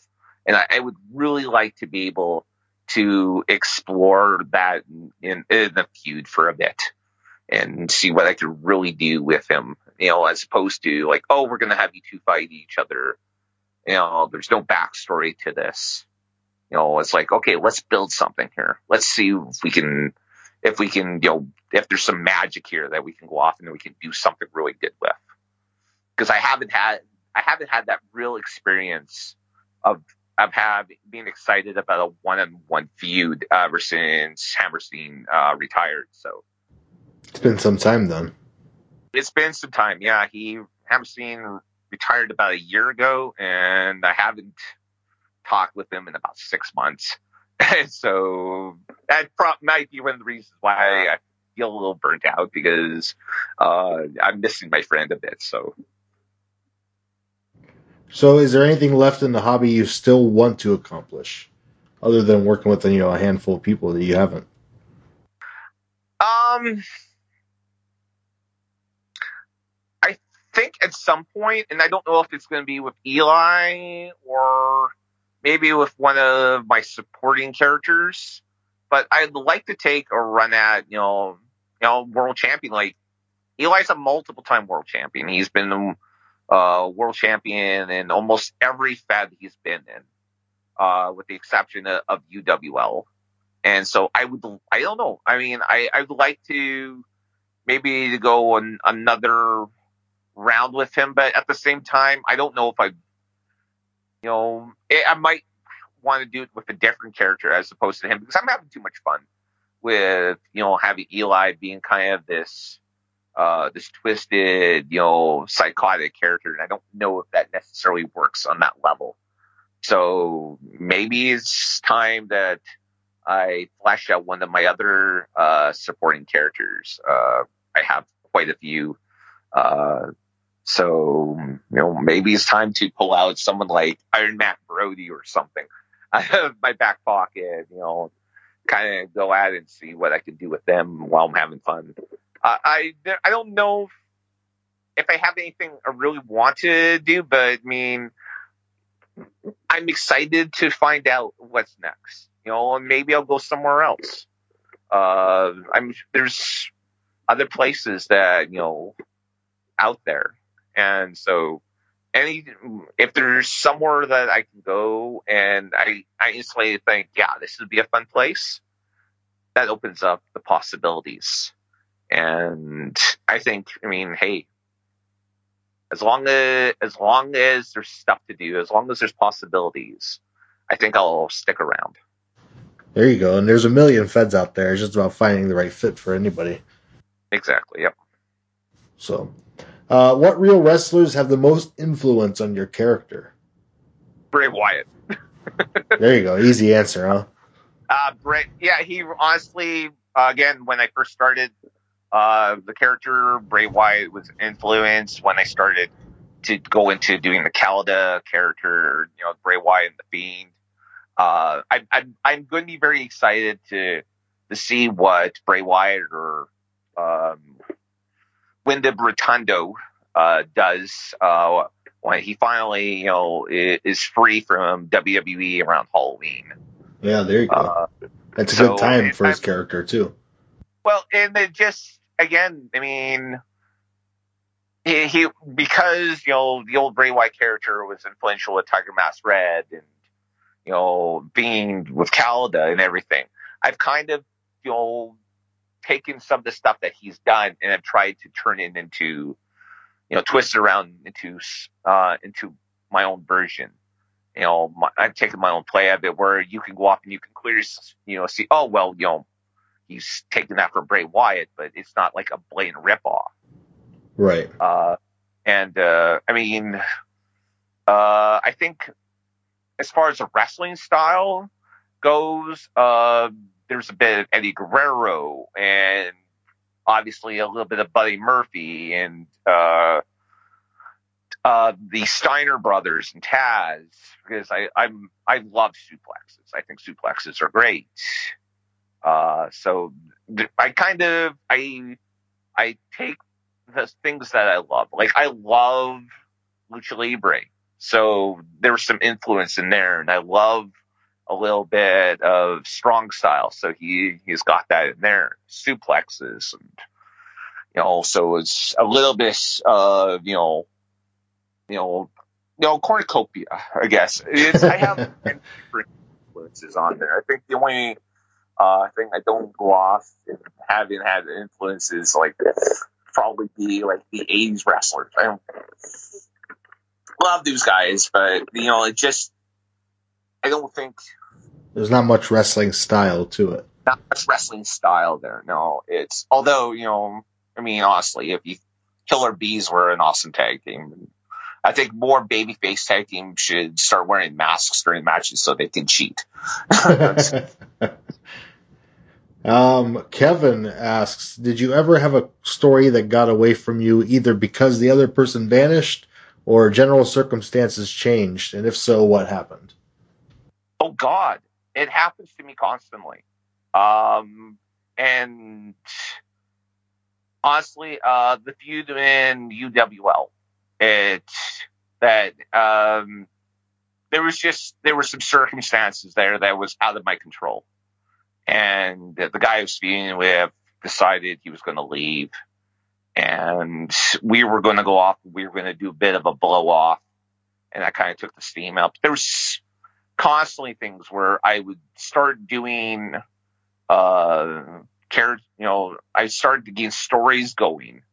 I've never fully, explained the story with Tiger Mask Dead. And there was stuff like Eli's mother that I was writing stuff with in segments and everything.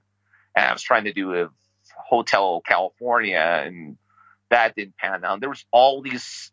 It seems like every time I start to get a story going, one reason or another, it just either I burn out or the Fed closes up or just something else comes up and I'm forced to go off and vacate what I'm trying to do or whatever.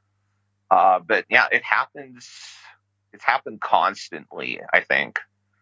It hurts when it happens because you get halfway into something. It kind of kills your motivation when you get cut off. And and the sad thing is there's and again there's places that I haven't talked about, and there's very good reasons why I haven't talked about them.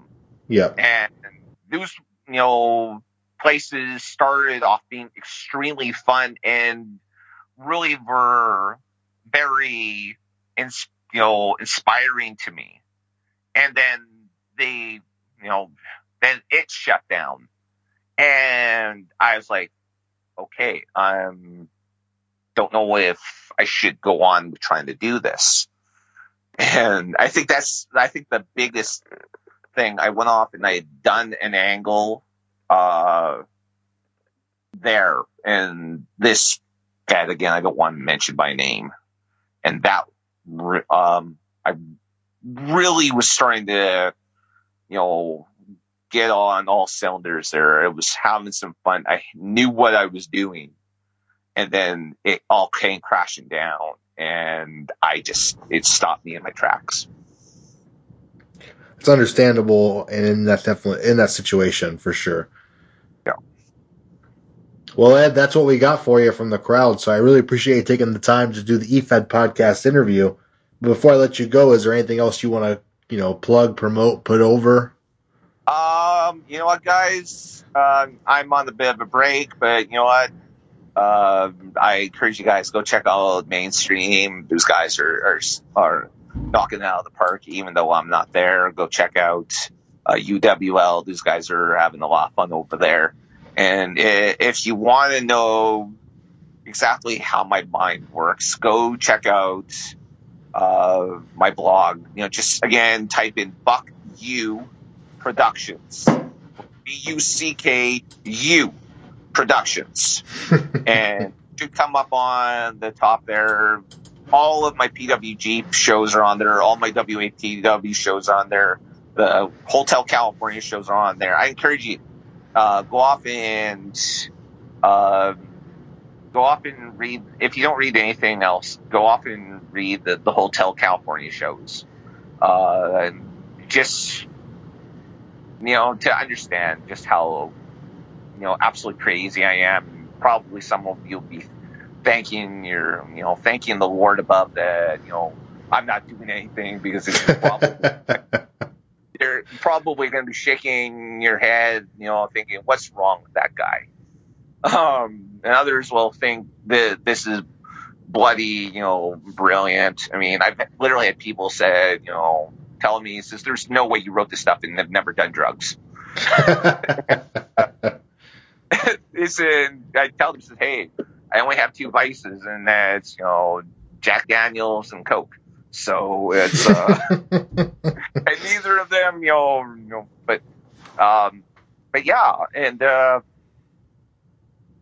again, this is a fun pastime, and I really, really enjoy it. And actually, I feel absolutely energized after talking to you about this. So I'm very grateful. I mean, I feel very blessed to have had as much fun and as much success in this game as I have.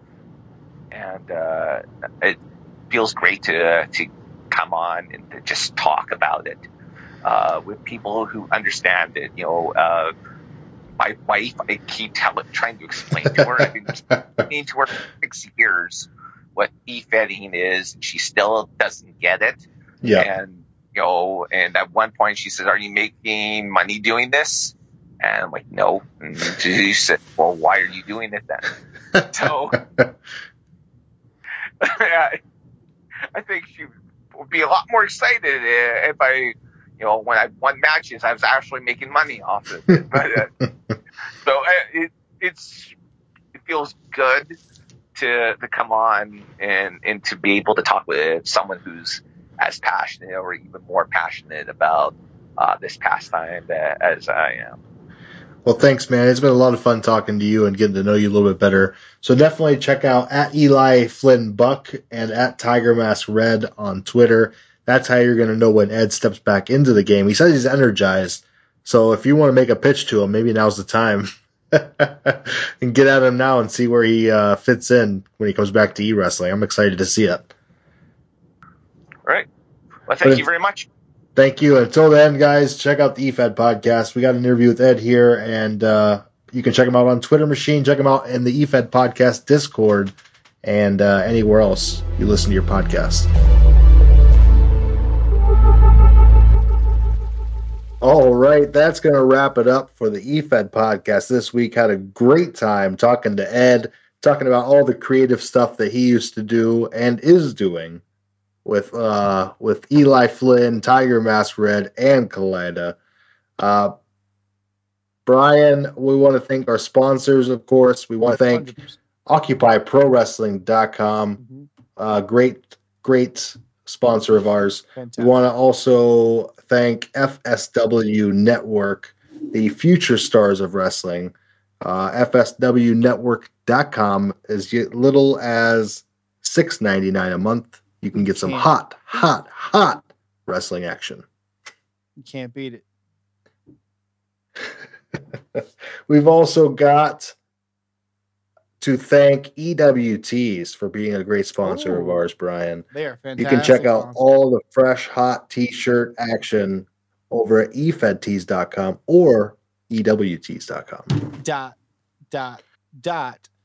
Indubitably. And that's going to wrap us up here on the Efed podcast this week. Guys, check us out next week. We're going to have another fun show for you. I say next week. Catch us in 2 weeks when we have Josh, the Fed head behind Shoot Project. Shoot Pop Pop. You knew it was coming, folks. Catch us next time on the Efed podcast. For Brian, I'm Mikey, where the wrestling is written, but the characters are real.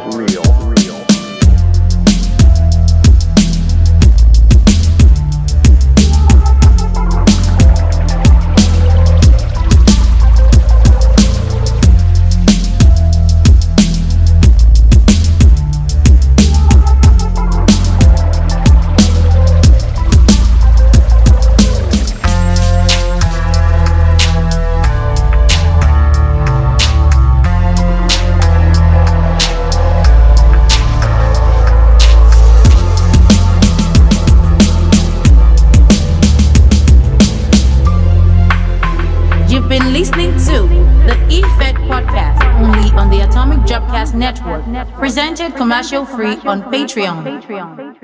Oh, yeah. Panera. Hey, Brian, if you're listening to this, you're the best. Yes, you are. No matter what Mikey says, you're the best. The whole show works because of you.